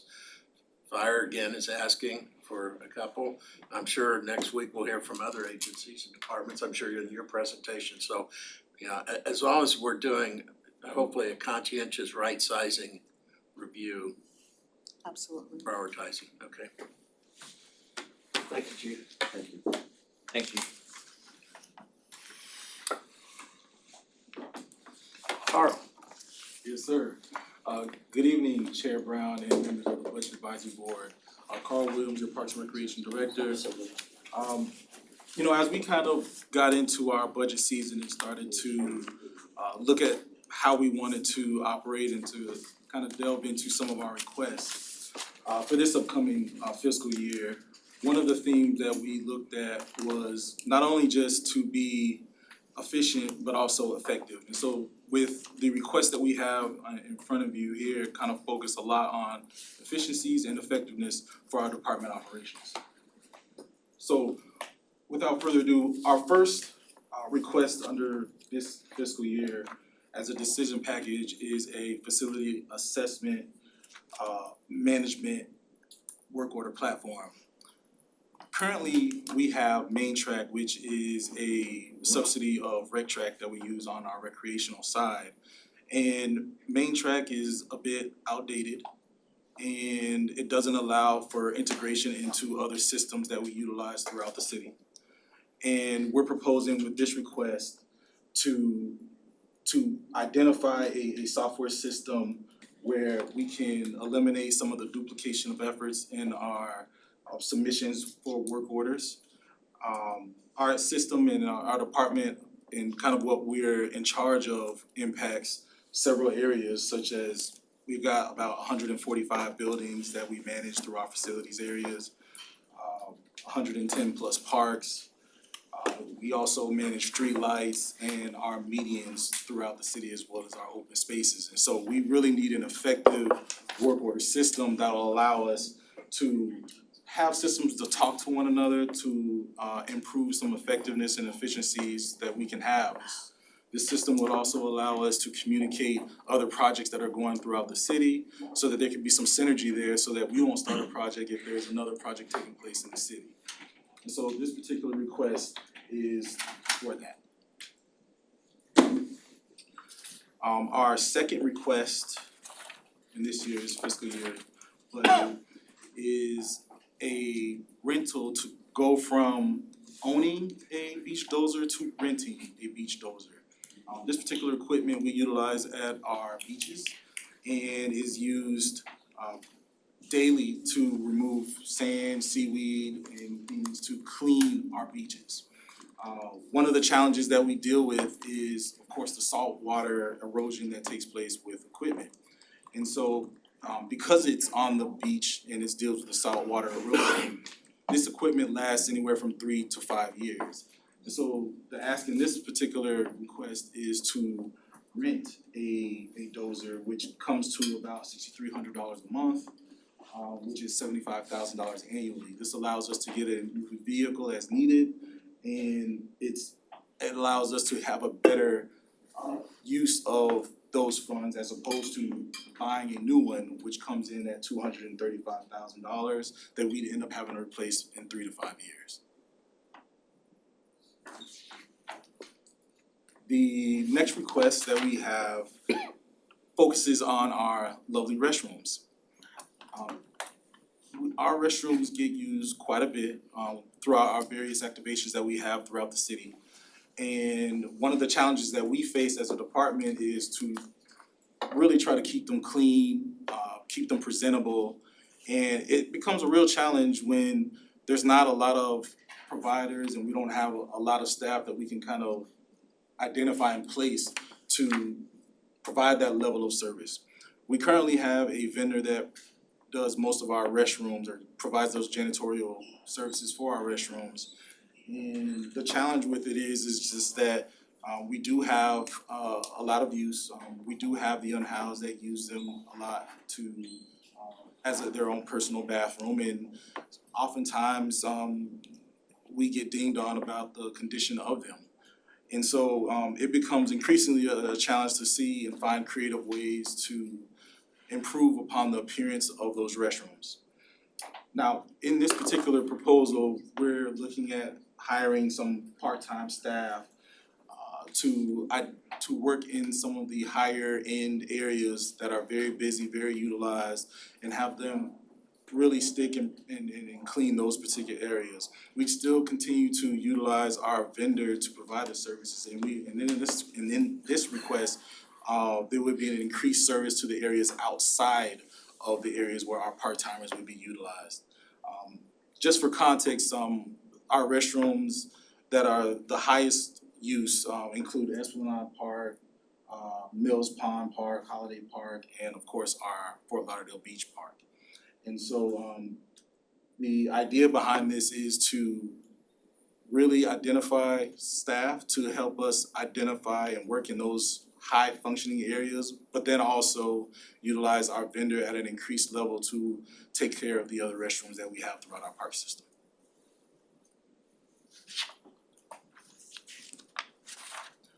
Our next request is for our smart irrigation controller program. As some of you whom have been on this board a while, you noticed over the years that we've had some requests regarding median improvements and improving in our landscaping areas. And this particular request is an efficiency one as it pertains to the smart controllers that we're interested in purchasing. These particular controllers would allow us to be mindful of weather. So if there's a rain coming, the units would shut off and not rain on top of moisture that's already there. And part of the unique thing about this one is that it actually provides a saving to the city over a course of time. 2.5 years in, it'd be cost neutral, and then therefore and after, we would actually start to have a real life savings in this. To kind of bring some additional context for an annual perspective, there's $12,000 that we would be paying on an annual basis, but our projections are somewhere around $50,000 of cost and savings. So if you kind of take that number and look into it, we will really be doing a great service here and being mindful of our utility bill in this. And this is also an expansion of what we currently have right now in place in previous years. We've identified in 2016, which was a pilot program for our medians, and then we expanded upon that in 2019. And so this is an effort to continue that and add more smart controllers into our medians and our park system.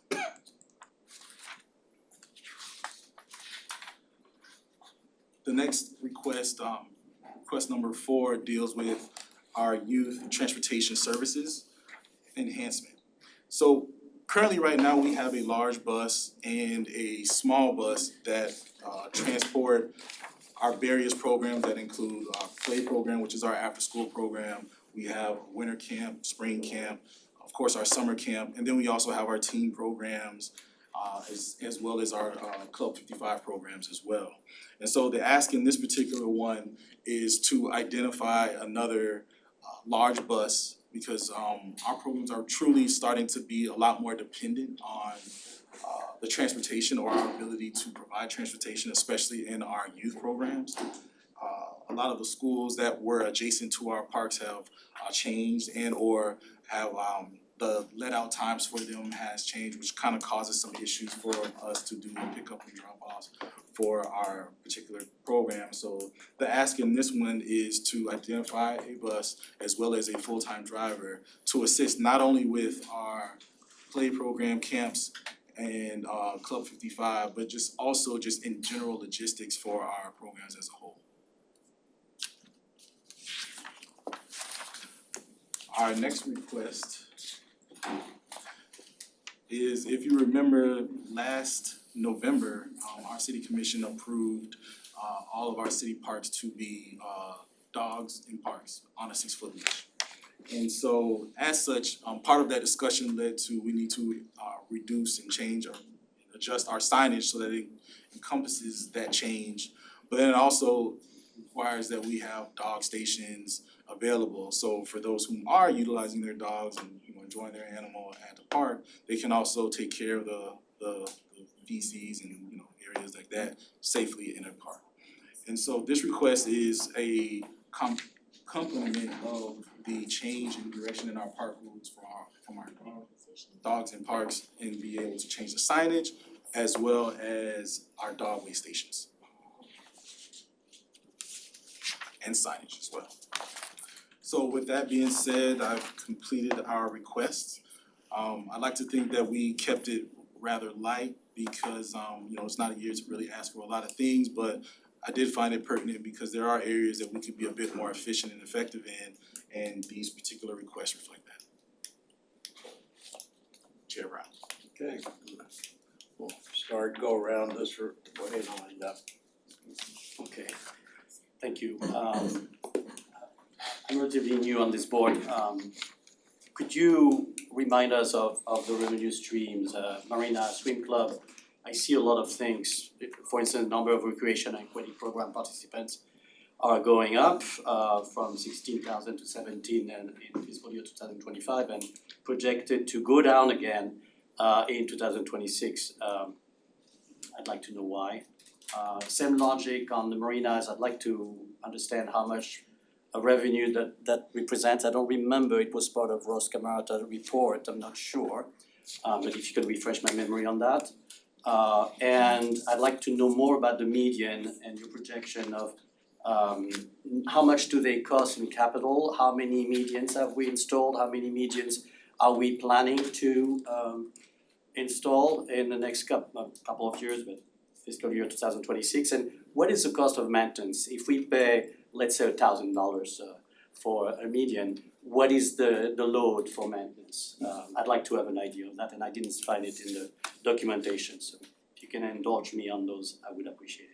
Alright, very good. So you asked me a lot there, so I'll try to piecemeal it through here. So when we talk about our marinas and the revenue, how we generate from there, that's kind of consistent with, we do recently had Centec, who we have that, I believe it's $1 million that is provided to the city for that. We used to operate that as a city, but that was part of a P3 project that we have now.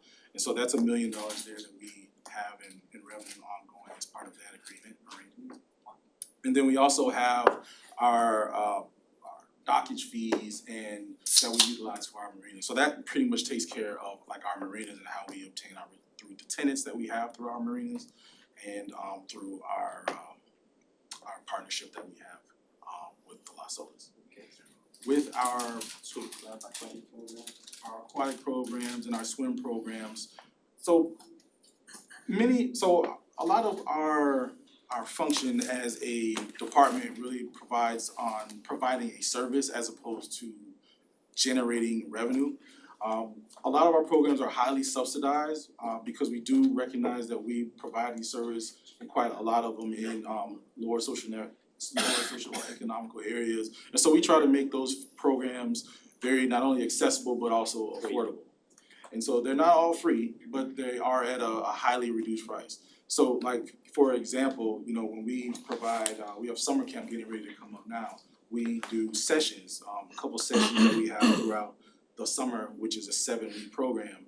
And typically, you know, if you go to some of your private providers, they not only charge you for the cost of the product, but then also to charge you to make a profit. Our role is kind of to provide the services at a subsidized rate because we don't charge exorbitant fees for the staffing that's there. And so that's kind of like our mission and kind of direction that we've had in the past is to provide a good service at an affordable price for our residents. What was the other? Medians. Medians. What So- capital, how many, how much have we invested in medians? Yes. And renewing, and how many more medians are we gonna install, and what's the cost of a median beyond the capital outlay in So- maintenance? Yeah, so when we originally started our pilot program and then also expanded it in 2019, we installed 61 smart controllers over 48 parks. And that also led to a significant reduction in savings in water, which is 44%. And over that course of time, throughout an annual perspective, it saved an annual cost savings of about $250,000. And so with this particular request here, it's 40 smart controllers, which will come in at about $100,000. And that'll also provide somewhere around, I wanna say 30, but don't quote me on that, additional medians to assist us with those. To get an idea of the numbers, okay. Thank you. Yes, sir. Before you go, Russ, Desiree has asked, cause she has to leave to go too. Okay, go for it. Yeah, I thank you for your presentation, you did a great job. Thank you. Quick question on the media, I just wanna say on the media improvements, I think that's a great idea. Because sometimes you see the sprinklers going and it's raining, and you're like, oh my gosh, we could be saving some money there, so that's a great idea. The bathroom cleaners, are these people gonna be more like attendants? Like they'll kinda, check the bathrooms more regularly, or what exactly is the role of that person? That's a very good question. So the premise behind this would be we would have those particular employees to strictly focus on those restrooms. That's all they would be doing, Spend the day there. Dedicated. dedicated to those Great restrooms. idea. And for those of you who've spent any amount of time in some of our higher end use parks, they kinda need it because there's a lot of traffic in and out, and in the past, we've gotten complaints or the thought of not feeling safe in a restroom because you come in and there may be very much so disheveled, and so this allows us to have a friendly face there, somebody who can replace toilet paper, replace soap at a dispenser at a moment's notice, as opposed to the complaints getting routed and then we have to take action that way. So this is kind of our way to be a little bit more proactive in that. Okay, I appreciate that. On the beach dozers, you said there's $75,000 per year For the rental, and so you're gonna get a new one every year? yes. Oh, okay, cause I was like, well, it's gonna cost about $225, I was about to say. But if you're getting a new one every year, I totally understand. On the youth transportation, have you guys ever thought of transporting the football and track folks who can, or those kids who cannot or do not have somebody who can transport them? So it's an interesting question because a lot really kind of depends on where our resources have been allowed. So to give you an example, we do have partnerships with our track clubs and our football clubs, 'cause we've got 3 separate ones. And we struggle as it is now to have drivers to do with our own city programs. And so there really hasn't been a discussion about being able to provide that level of service to some of our other partnerships and programs that we have in our park system. But it's certainly something that we could probably think about, but it's very staff dense for us to be able to do that. And I guess the question I have too is, have you thought of taking over these track programs, bring them back in-house, make them operate as city programs and have your volunteers work for those programs, but they're city run, so city sets the standards, city collects the money, city is the one who kind of determines the rules, what leagues we're gonna be in, and determine who actually gets the coach and who doesn't.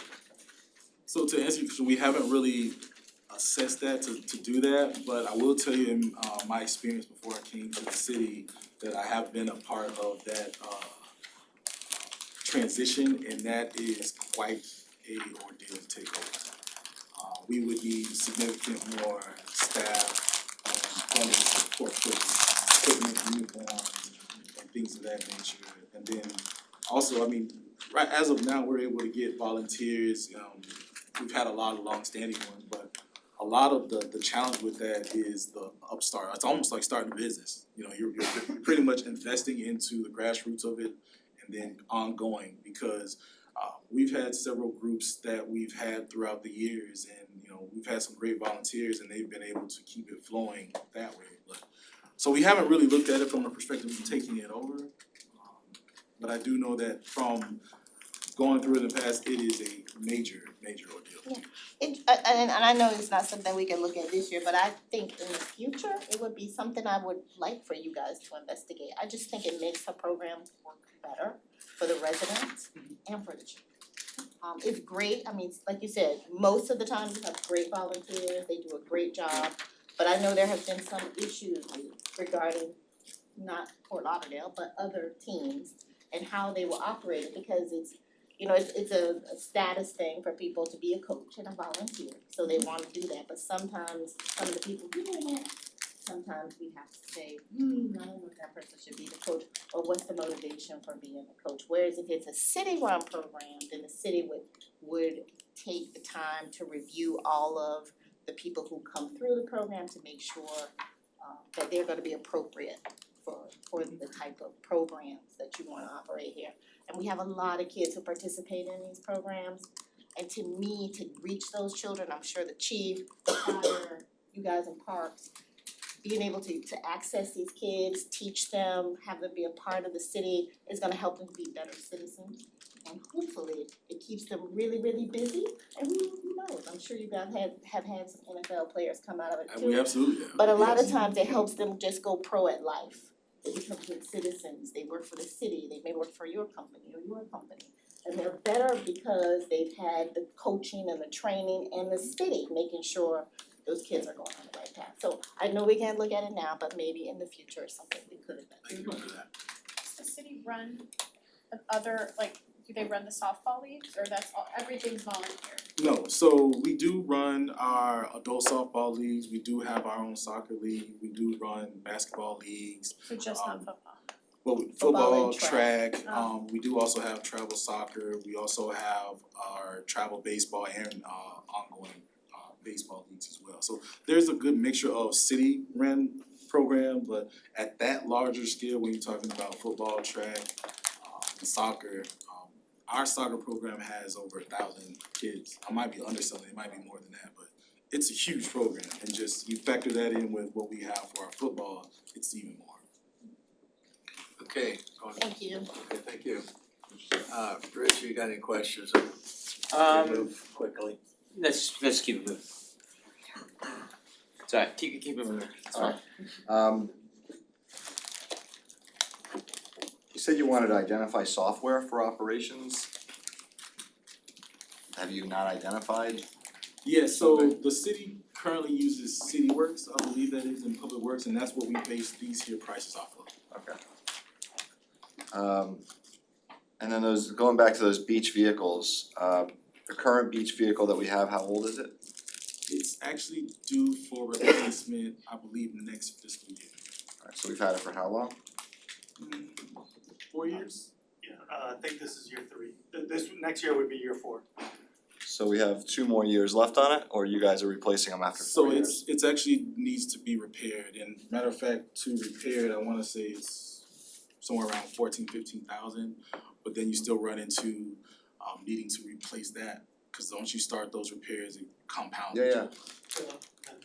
The cost is equal, buying versus replacing if you amortize it over, it's the runtime is higher. You put the maintenance on the company as opposed to in the last few years really having high bills. And then the last question is your smart watering savings, $50,000 a year? That's what our estimations are based on. That from the water that we would not, so we're paying full price for city water as a city? That's what we're. Why are we not drilling wells? That I do not know, can't answer that. We used to have zero scape as well a few years ago, remember? We drill wells we have wells in our larger parks, that's why when you drive through Holiday Park, in Mill Pond, you might see orange stains on some of the, but this is specifically for the medians. And so in the medians, we can't, there's. Well, they have tubing, that everyone's putting in, instead of spraying, cause I think it's everywhere. So, I don't know. Yeah, so if you notice, if you go from leaving 95 going east, when you pass by Carter Park, you'll see oftentimes we have to repaint the sign there, just because of that well water. Oh, that's the direction of the sprinklers, Yes. those have to be adjusted. Okay, thank you, no other questions. Thank you, Carl, no, great presentation. I just wanna say, like, I'm all for your management software system. Because I know that it's tough, a lot of this stuff is manual, and I know you're not integrated with Fixit FTL, which seems crazy, like, given how much you guys have to address with Fixit FTL, so. I understand that you're really siloed, and I'm sure it's not gonna happen quickly, but seems like getting software that can speak to the rest of the city, makes sense. And then just wanted to confirm the bathroom personnel is a total of 15 15 part-time employees, and primarily focused on the 4 parks, or so Holiday Park, Beach Park, Mills Pond Park, and Esplanade. But to also possibly help with some of the other parks. Yes, it gives us a little bit of flexibility. Just as an example, one of our parks that is actually increasing in the amount of use is Port Park, or Hardy Park rather. And we're having a new playground put in there, and we don't get as much complaints in this past year as we did before, but with that increased use, we started to try to mitigate some of those issues by funneling some of our staff there, but that took them away from other roles that they had. So this will allow us, if there's real-time issues, we can say, hey, we can divert some of our staff there to those sites too, to help and facilitate a better experience for the residents. Okay, that's great, that's all I have. Any questions? Yeah, I was curious about that software system too. So it helps your department, but is there any other departments here in the city of Fort Lauderdale that are currently using it to say, okay, this is good, and like why isn't it something that's kinda? Yeah, so when we originally kind of came up with this, we knew the limitations of MainTrack. And so we tapped into the cost estimates from Public Works, who utilizes CityWorks, I believe that software system is called. And that's what they utilize now to kind of manage some of their work order systems through that process. And so we would do the same, we would kind of go through the practice of kind of learning what that software is, integration efforts, and how that speaks to other systems like Fix-It FTL. Okay. Also, I wanted to know, does it help you communicate with your customer a little bit better?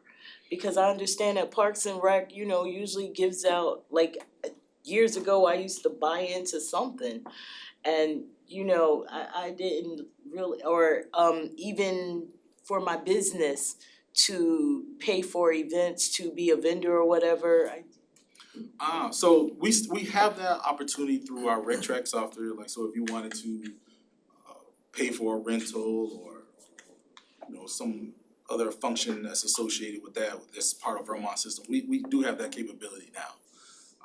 But with this, our work order system, we really just are behind the 8 ball a little bit in identifying a method to not only track them, because we do track our work orders, but we feel that there's just a more efficient way to do it. Right now, it's just, sometimes our team has to duplicate efforts to put them in the system because you're working off of a system that doesn't speak to another system. And right now, as a city, we kind of nudge people to put their requests through Fix-It FTL, and so that'll allow us to get those requests that way. Last, just to comment on what Ms. Smith was saying about bringing all the athletics in-house. Over the long run, it may really be a great idea, but I know that the backbone of the athletic system is heavily relied upon the volunteers that have been putting in work for years. So to give them some recognition or give them the support to do better and become better trainers or coaches.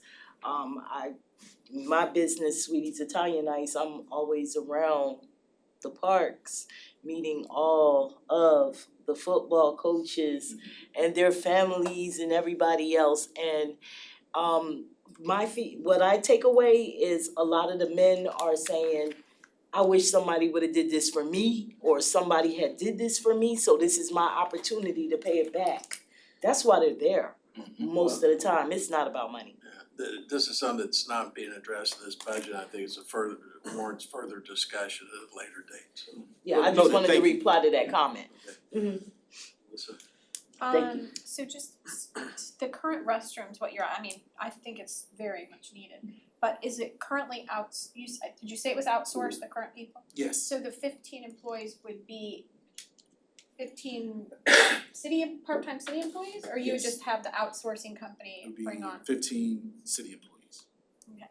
And for the driver, the transportation or the vehicle, would you need, is it just for a new vehicle, or then you would need an additional driver, or how does that? Yes, so that request was for the large bus as well as a CDL full-time driver. A full-time driver as well. Okay, that's all. And then I know you talked about program fees and things like that, but look, I think that kids need after-school activities, and they, to me, keep the fees low, because these kids need a place to go after school, and I think that's part of a city. I guess the point I was trying to make is that we can probably allocate some activities dedicated to be free or accessible, and still have the concern for revenues that keep going down. I think that was my point, and across not only Parks and Recs, but other buckets, so that's the only point, and I celebrate the fact that, as Mr. Williams said, some activities are dedicated to be accessible or free, or almost free. I don't think that's contradictory with the concern for lowering revenues from the marinas or other. Yeah, I mean, the money you're gonna bring in by raising the fee $5 or $10 a kid Would isn't probably good, be it's nothing, negligible, it's minute, exactly. yeah. So that's not the bucket we're looking at here. We need to let them do out their after school activities. CRA Stay out of trouble. I'll wrap this one up for parks, just three quick things. Restrooms, I think, still some unanswered questions. There's been a problem with those things for Yeah, years. and these 15 positions, I don't know if that's gonna solve it. Are we reducing contracts that the current vendors we're using to offset? I haven't heard that. Sponsorships, okay, I wanna mention it again, we're missing opportunities here. Even, I don't care, $75,000 for dog stations. Well, you know what? If I was a vet, Right. Darian, I'm paying. I'd love to market. Yes, thank you. That So is we're true. missing opportunities here. And- That's where the Are they allowed to, Yeah. but are That's where the they- revenues Yeah, are. that's a great. But are you allowed to do it by not having going back to that Invest Fort Lauderdale, it's a 501c3. And I'm thinking in my head, wow, wait a minute, if we have a 501c3, then all of us can dump money into it if we want to. Everybody can make a Well, contribution to 501c3. And I don't want the discussion today. I know, But I think it's worth exploring and getting some legal opinions.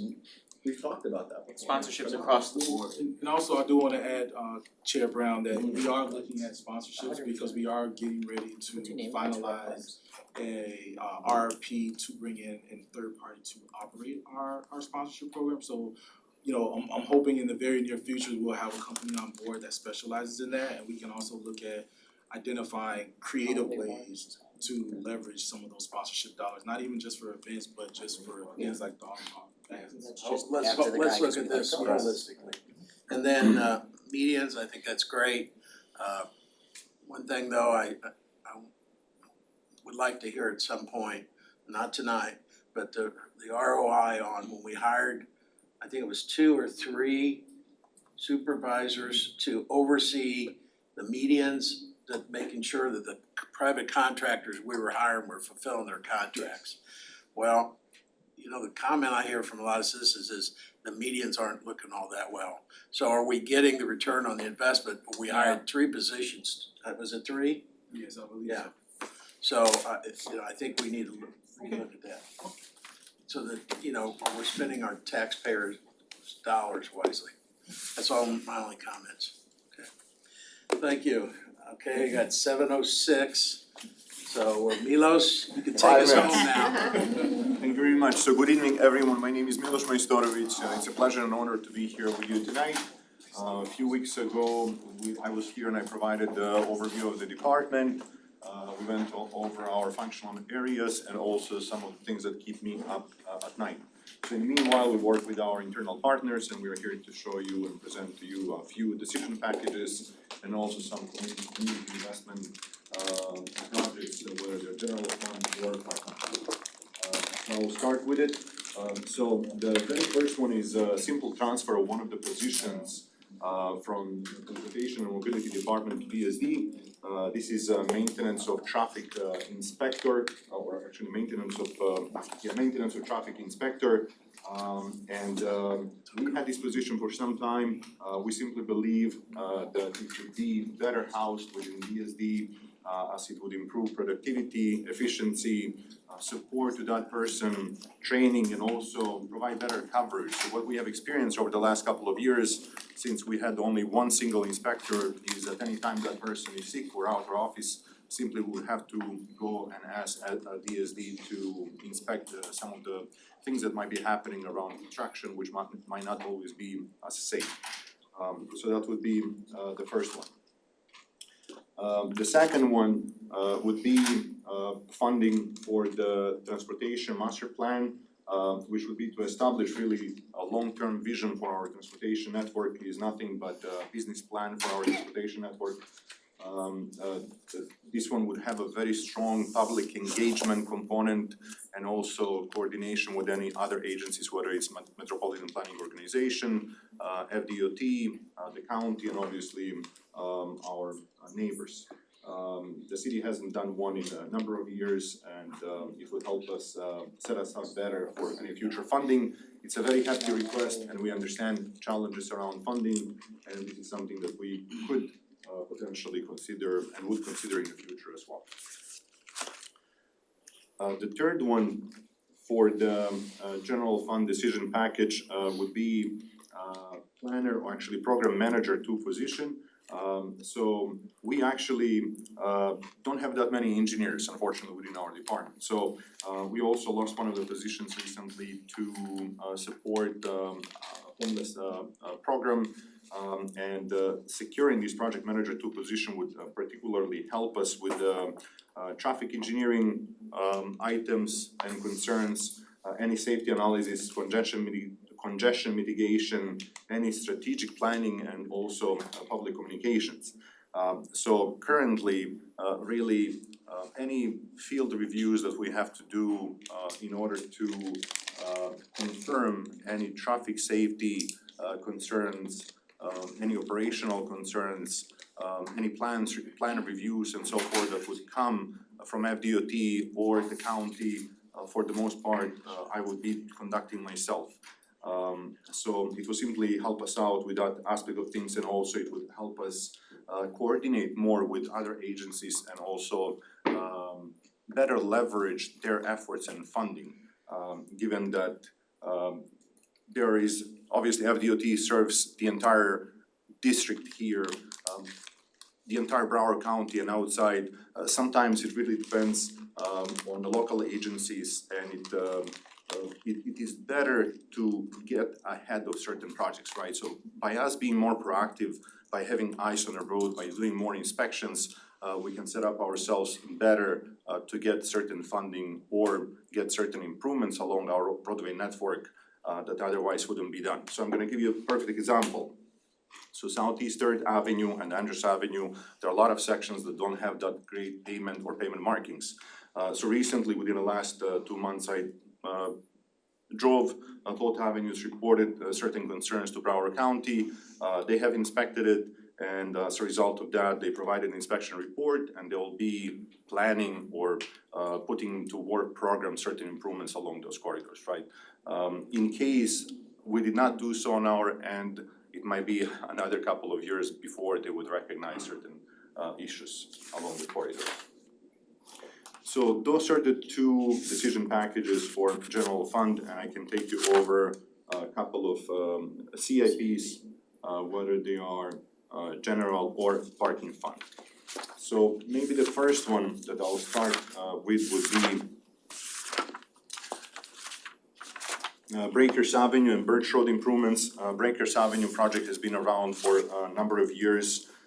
There are great news just on May 6th of this year, so last week, we took agreement to City Commission, and City Commission approved grant agreement for $3 million with FDOT. That was one of grants that we were able to secure. We have certain amount of funding on the city side as well, about $4.5 million. There is an additional $850,000 that is also coming from the HUD. That agreement will be presented before City Commission in the next couple of months, and there is a funding gap in here. We also have a consultant who is currently advancing design plans from 90% to 100%, and we would love to close that funding gap, which is about $2.8 million, and simply move this project ahead.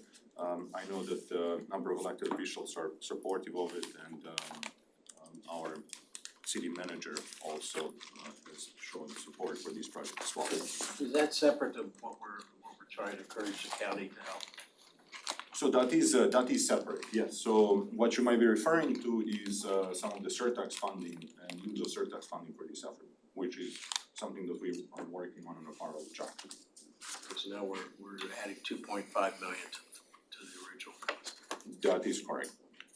Yep. Second. What's that? Second. Yeah. So the second one that I would mention is Northeast 15th Avenue Mobility Project. That is a project that is located on Northeast 15th Avenue between Sunrise Boulevard and South Fork of the Middle River.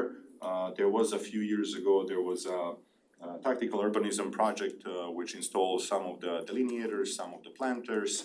Data that was collected before and after showed significant improvements, safety improvements in terms of reducing operational speeds along the corridor, and this basically would help us complete that project.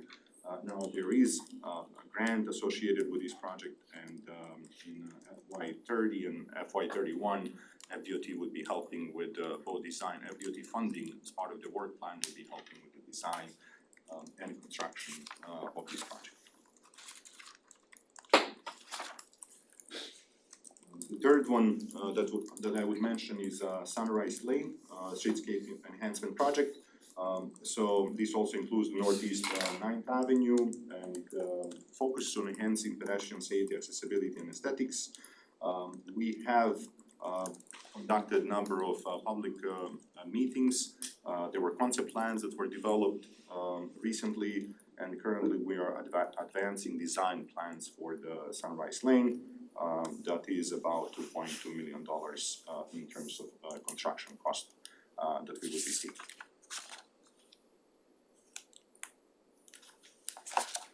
On the parking side, I would mention maybe two projects. One is smart technology, smart city technology. So we started implementing a number of sensors and some of the cameras around our parking facilities, both parking lots and garages. Right now, we are working on the beta version, which requires some additional, obviously, quality checks. There are a number of parking lots right now where we have the smart technology, and we're expanding. The purpose of it is simply to better inform public as to where available parking is. Some of the research has shown that in downtown areas, 20 to 30% of the time that people spend in traffic is tied to looking at parking facilities.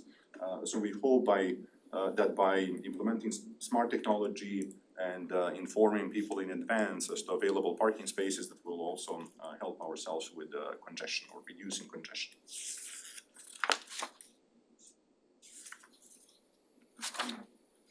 And finally, there is also parking lot signs replacement. This is a small ask of $150,000. We have number of surface parking lots. This is to improve aesthetics and replace or install new signs at the entrance of those lots so that there is a better branding. There is a couple of lots that we have already done. One of them would be Pelican, so if you ever drive around Southeast 15th Avenue just north of Las Olas, you can see how that sign looks like. It's very attractive, very clean, very nice design, and it just simply reflects better on the image of the city and our facilities. So that would be for 25 parking lot signs. That is the last one that I would mention for parking. Thank you very much for listening, and I'll let you ask me any questions that you have. Great, just a comment, all good points you brought up, I think everyone, we can all agree upon is we hear every day about traffic issues, traffic problems. So I think you're addressing those, and also the fact that for years we've lacked an engineer until you came on board as the assistant at the time, the deputy at the time under Ben, and that was something that we needed, an engineer to actually help us understand, and I'm pleased to hear that you're looking at some additional resources for engineers. I think you're going in the right directions, so compliments, but no questions. Thank you very much. Well, to complement this outlook, Chairman, I was wondering, I see in your department performance measures a lot of things about community shuttle services, number of riders on community shuttles per hour and per route, etc.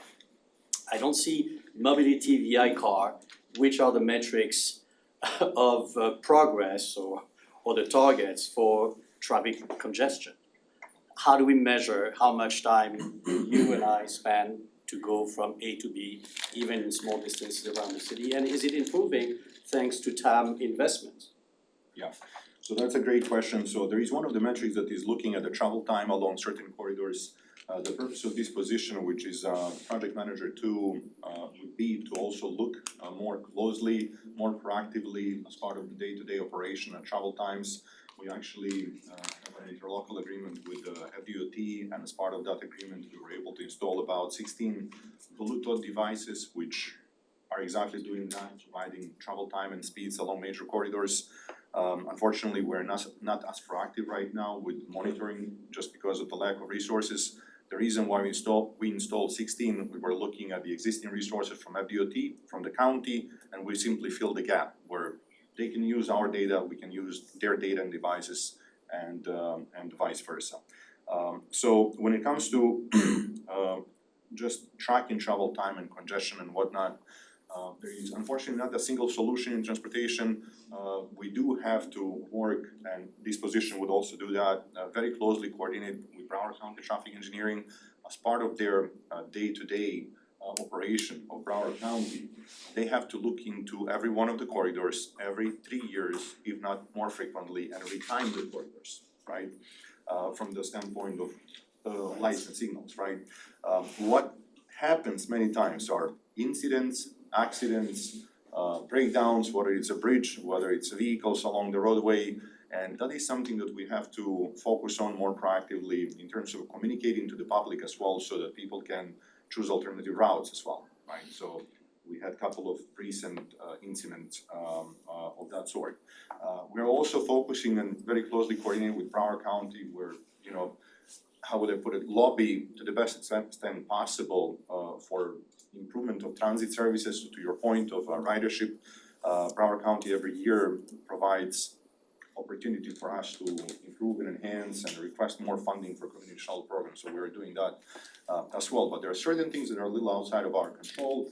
Maybe one more point is that what we have seen over the last year particularly is that there is more eyes that we have put on a road in connection with any active projects. So for example, 17th Street and Sunrise and A1A between Sunrise and 17 is under active FDOT project. And what happens though is that even though you do not see much construction activity on the road, many signals are not operating very efficiently, right? And what you can see is, hey, there is lack of gradation, there is a red green light, so there is no really green wave as we call it.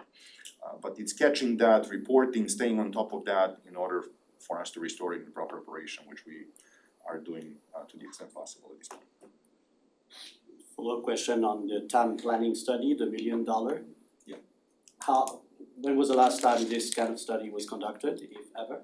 So I don't think that it was ever done. The most recent one was connecting the blocks in about 2013, but it looks like that it focused more on pedestrian and bike network rather than comprehensive transportation and holistic transportation. Yes. What are your expected outcomes? Our expected outcomes. What would it look like Yeah, for $1 million? Yeah, so our expected outcomes would be to take a look at the entire transportation network, all the roads, to establish modal hierarchy maybe, and to establish modal hierarchy per corridor, right? So let's say Broward Boulevard might be automobile corridor, and Andrews Avenue should be transit corridor, right? With that in mind, then we can go before FDOT or MPO or the county and say, hey, this is the vision for our corridor, this is how we see it. We obviously wanna work with you and wanna make sure that we are aligned with the vision, that we can increase the person throughput, which is very important, right? We're talking vehicular and then person throughput, because our roadways will not necessarily expand much in the future, our population will, so we have to recognize that and we just have to set up ourselves better for the future. How much leverage do you think you have when you make those calls or recommendations to work with the county and FDOT? How much leverage did you get in the past?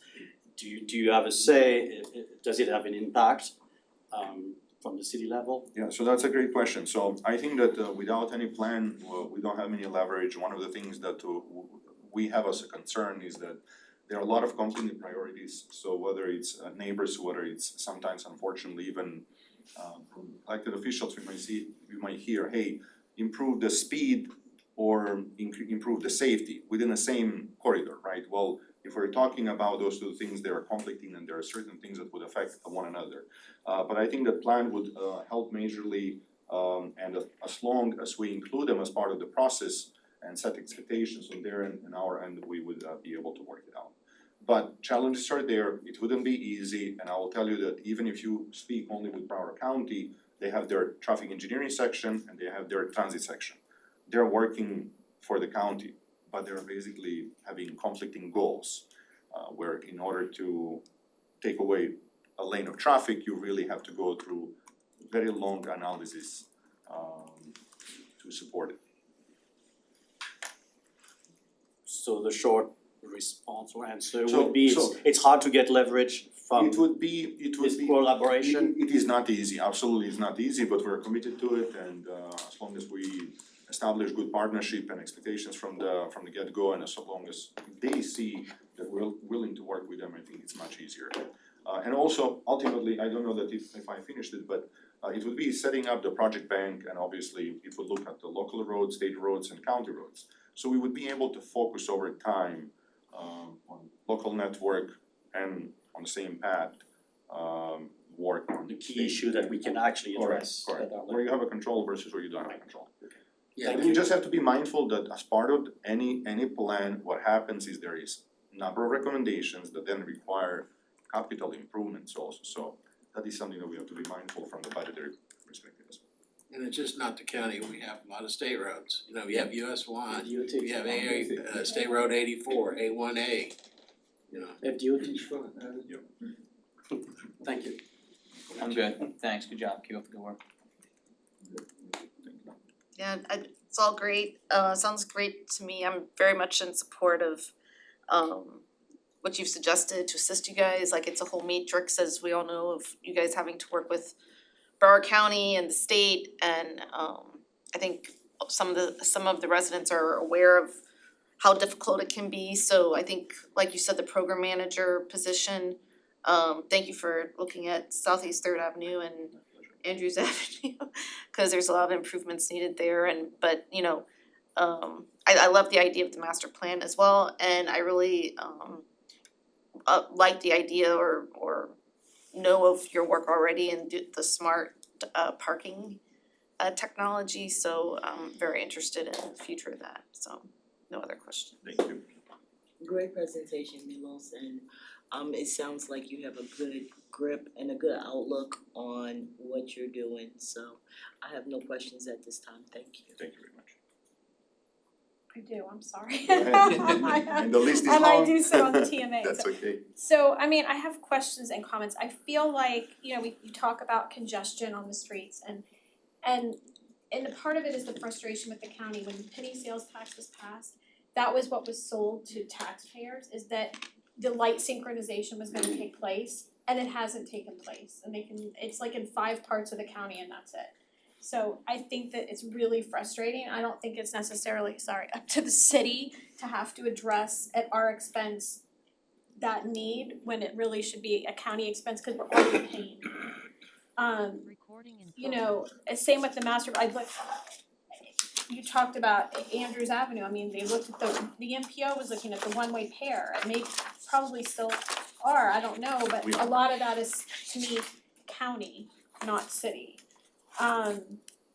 Inspectors, you know, to go out and inspect, if it's a city street, I get it, but why are we having to foot the bill for an inspector to go tell the county that they're behind the 8 ball and fixing something? So I think those are the things that are frustrating, it's more a county issue than a city issue. Breakers Avenue, I'm just curious, I'm all for it, what would the completion date be? So based on the agreement that we have with the FDOT, which is assisting us with $3 million, under that agreement, the project would need to be completed by December of 2027. And so Sunrise Lane, yay, I'm so excited, I've been saying for years, I thought that needed to be done. The smart technology in the garages, while I think looks really cool, it never works. At the airport, they have smart technology, I was just there, like, it's like red, green, There's no space. There's no spaces. We're not there yet. Yeah, so while I think it's awesome, if it really worked, I think it'd be great, but I think until it's like perfected, I just think it doesn't work.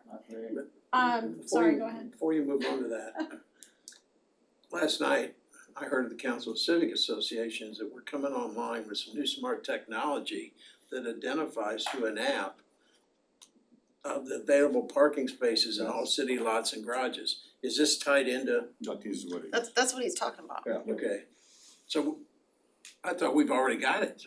We have it So we started implementing some sensors, there are a couple of lots that we have them already installed, that would be Beach parking lot and North lot by Sunrise. There's also, there is a plan with Las Olas Garage and then expanding all the way through, including some of the on-street parking spaces along Las Olas, for example, right? The version is beta, we are testing right now and we would publish at some point so that it's available to public as well. And we'll continue expanding, but that is the goal, the goal is. So is that what you're talking about, it's not working right now? That is right, but it's, I think that she was referring, and I don't wanna speak for you, but I think you were referring to airport parking, Well, I mean, look, a Garage. lot of garages have Yeah. that technology, whether it's the airport or other, I've seen it all over. Yep. And rarely, I'm not saying it never works, but rarely when I see it, does it work.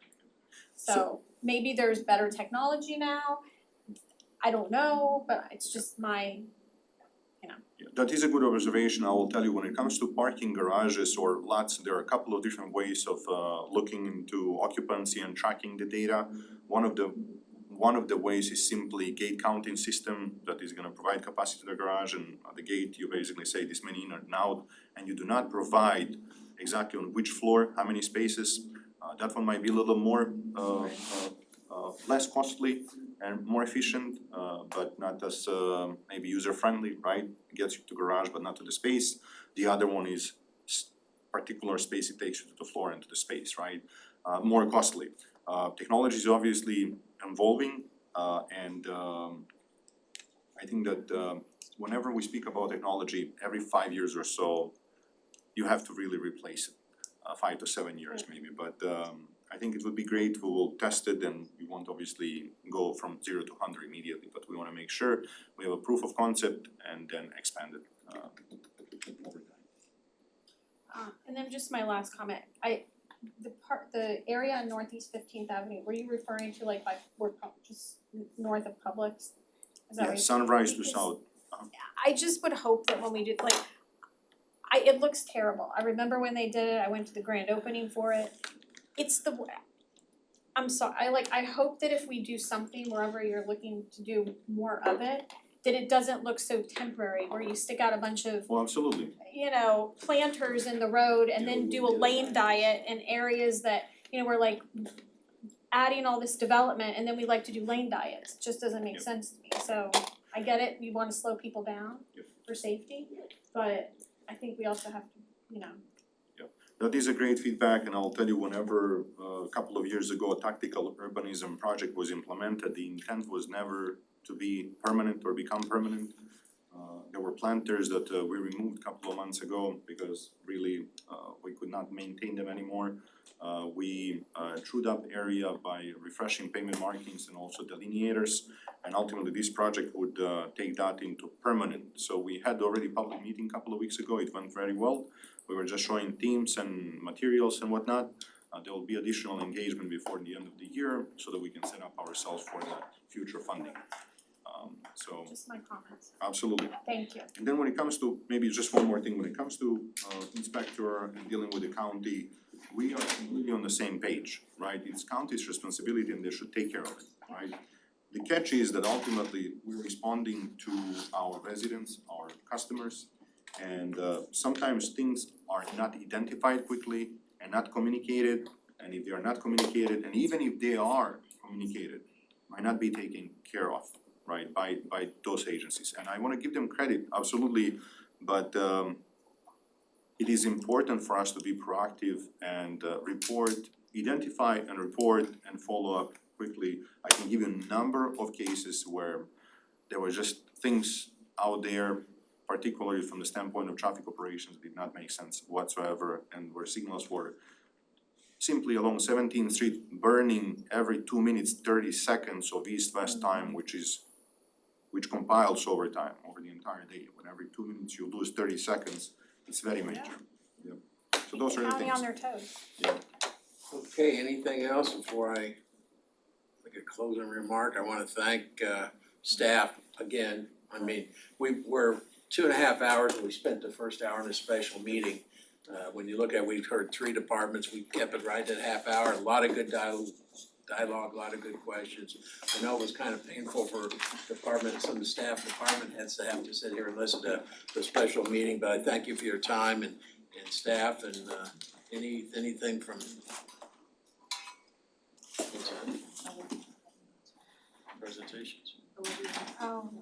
Oh, your presentation, that's right, Sorry. I'm sorry. Oh, we just got it, what, yesterday? Yeah, Late yesterday or today? if I may, Chairman. Go ahead, yeah, no. It's late, everybody wants to go, so I think maybe a word of introduction. What I was trying to accomplish as a new board member is to absorb the macro picture of how the budget process goes and the numbers, and look at the past years, in the past, 18 years with the same millage rate, but the past 3 years, for instance, and look at the long-term financial planning from the city books.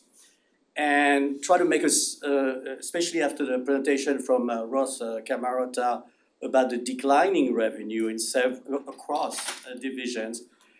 I started from that and looking at the picture of the growing gap between our growing operating expense, size of our city government, the price of it with pension, benefits, fringe benefits, etc. And the probable or likely slowing down of our development revenue. And I think this board has a mission to present options or thought-provoking ideas to the city commission, maybe working with staff prior or in the process. But I think it's very much aligned with our mission as a advisory board, to present some maybe ideas of optimization areas.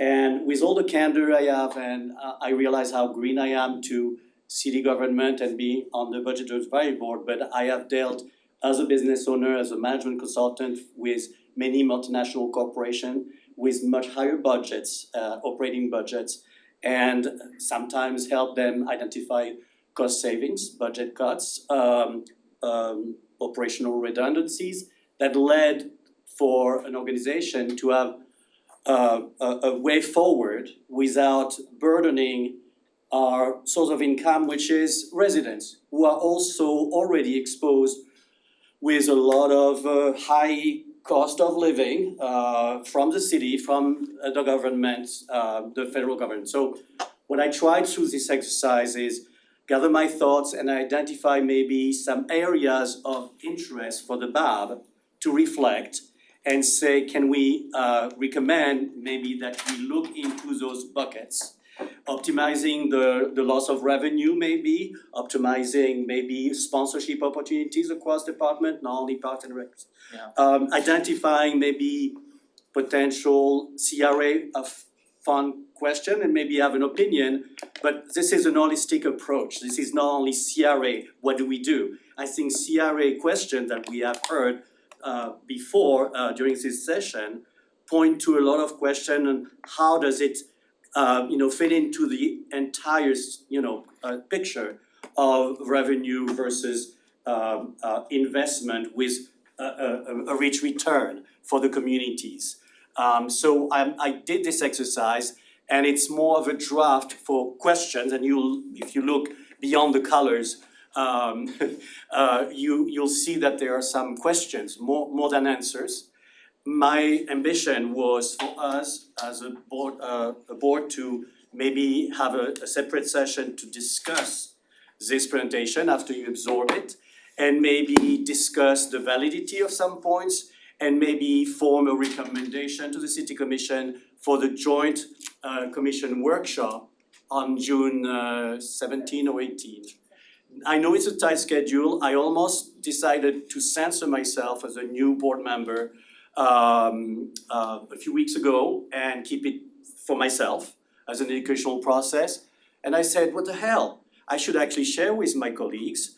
And even if they find me stupid, which I hope not, or misinformed or misdirected, misguided, at least I would learn in the process, and I'm hopeful that some other members who are also green and not 6 years of seniority like Ross, who's leaving us soon, would actually learn from that process. So I think we have an opportunity, it's a turning point in the dynamics, economic dynamics of the city government, and we should have a holistic view of how to redress revenue loss, how to address maybe cost savings, ops redundancies. When I hear that there are lots of communication or IT specialists in several departments, while we have a central strategy comm department with growing cost, city manager office, city clerk, city attorney's office, growing cost, I think it deserves our attention, and I'd like to discuss that macroeconomic approach with you, my colleagues, maybe work with staff at some point.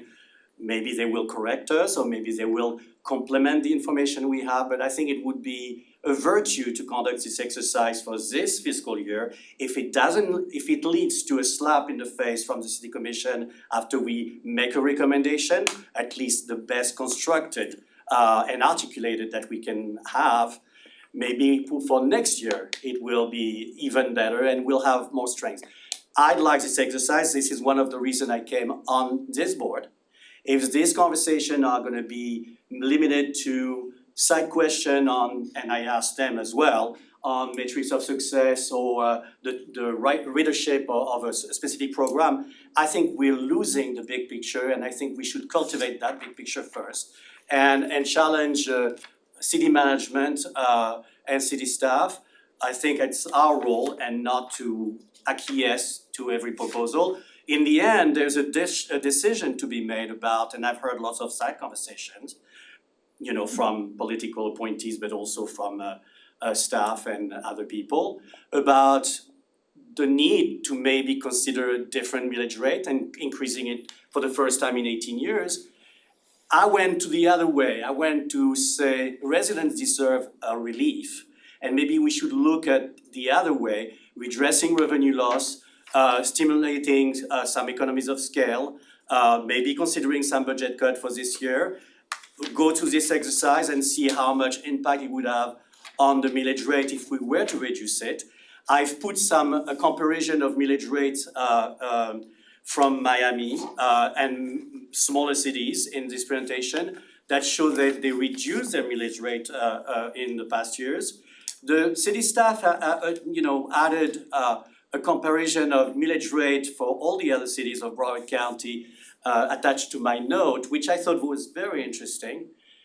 However, what was also very interesting is that it went back 18 years, and when you look at those cities and what they've done in the past 5 years, not 18 years, they actually decreased their millage rate.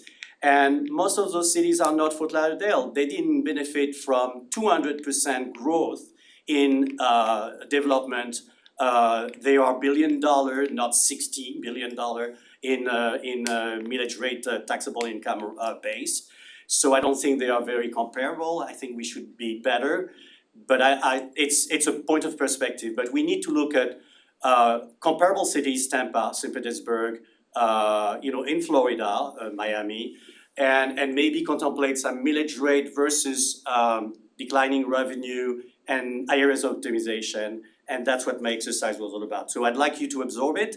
I'd love to work under the stewardship of Chairman Brown towards something that would take a body of itself before the Joint Commission workshop or during the Joint Commission workshop. So let me ask you, are you gonna be in attendance the next meeting?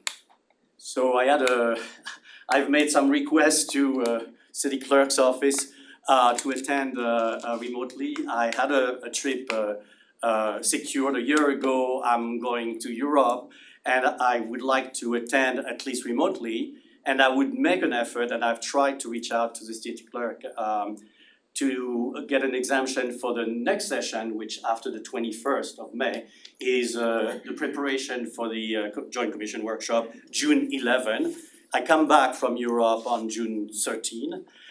So I would love to be able to attend with you, at least listen to the reaction and maybe inject some answers if you have questions for me. I haven't gotten the exemption because it's once a year for vacation. I'm trying to work on that, but I'll attend one of the two and I'll decide, depending on your reaction and your interest for this proposal, which one is more important to attend for me.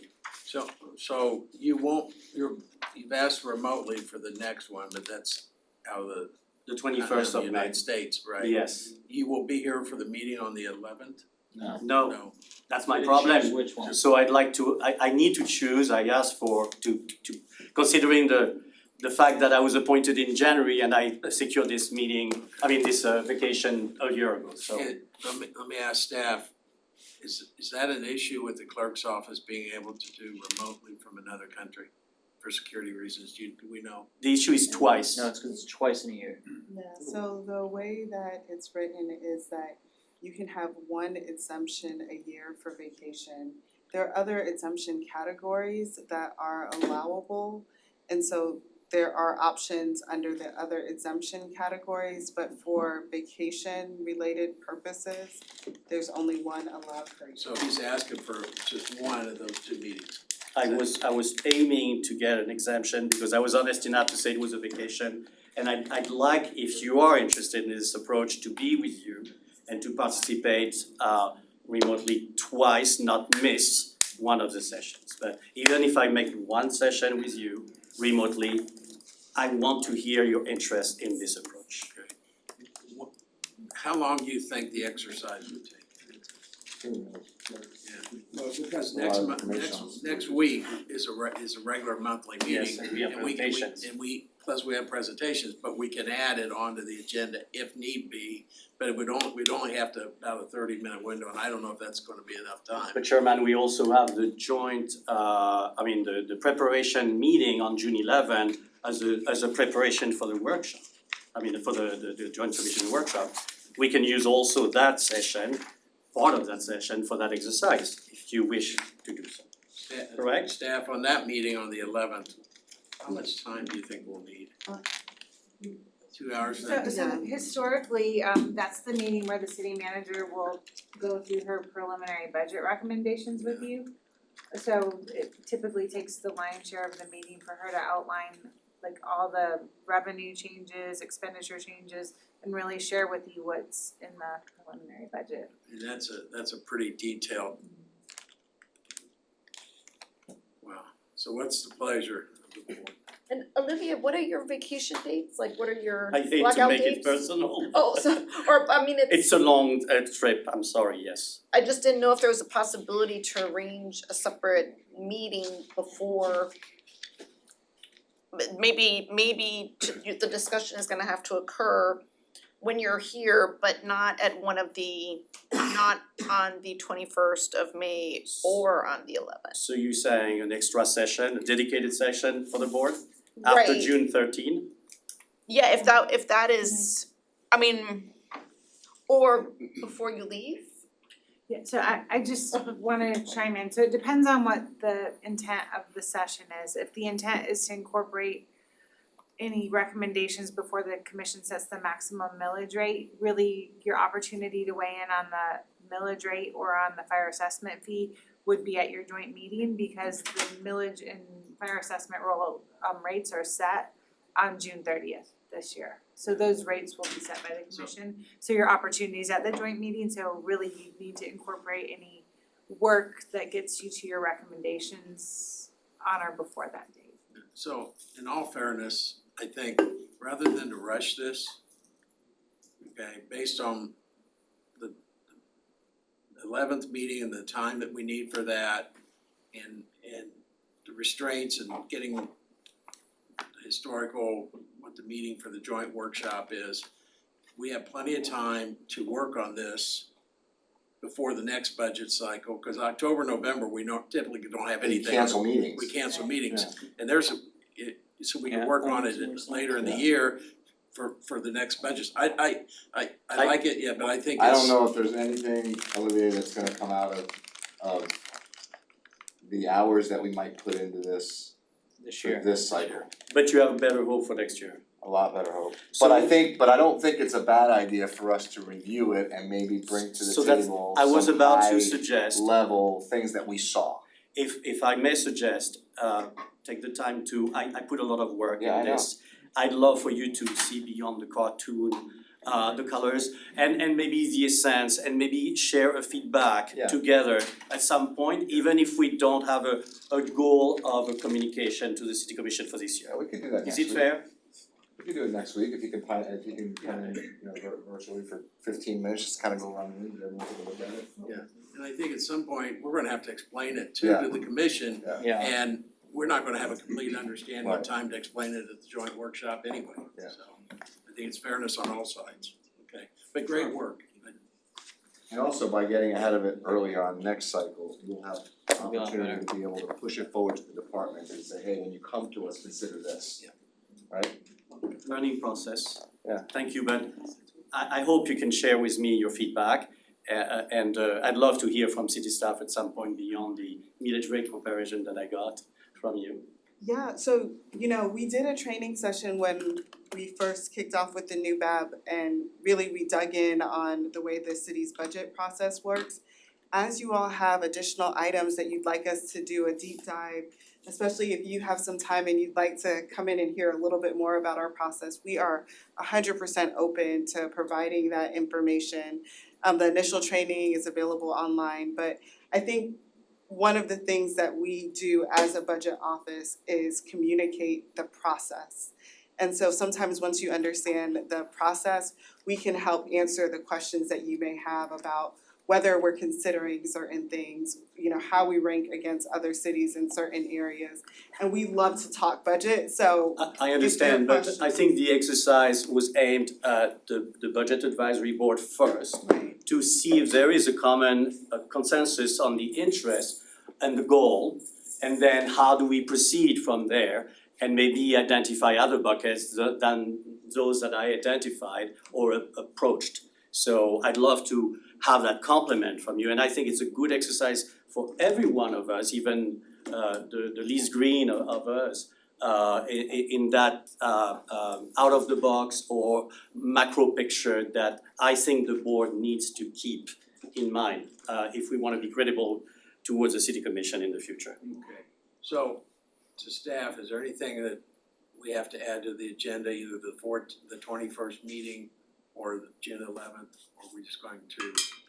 So I was trying to follow that conversation just to make sure I understood that we're gonna do the deep dive beginning next fiscal year in Yeah, so- October. So then to that end, you wouldn't add anything, but are We you, can discuss it. did I miss? We can have a general discussion next meeting or the meeting after under board comments, right? And we can open up conversation about it If- without yeah. any type Yeah, of. you can have a presentation at the Or if you have department questions, session, Prepare but to you can't Go weigh ahead in, and send those you can't vote. questions to staff, and then Staff, yeah. she can distribute those out, you can get those out to the entire board before the meeting. Charmaine serves as the Okay. liaison, yeah. So if you have any questions over that, let's do that. And I can answer also some question if some things are not clear in my slides. Back to staff, not to the entire group, because. No, I know. Okay, Thank you. thank you. Okay, we're gonna turn to pumpkins. Oh, I want to talk about tunnel versus bridge. Yeah. Good evening, everyone. Meeting adjourned. Sharon, thank you, everyone. I knew that'd get loud. Am I gonna understand? Which one did you?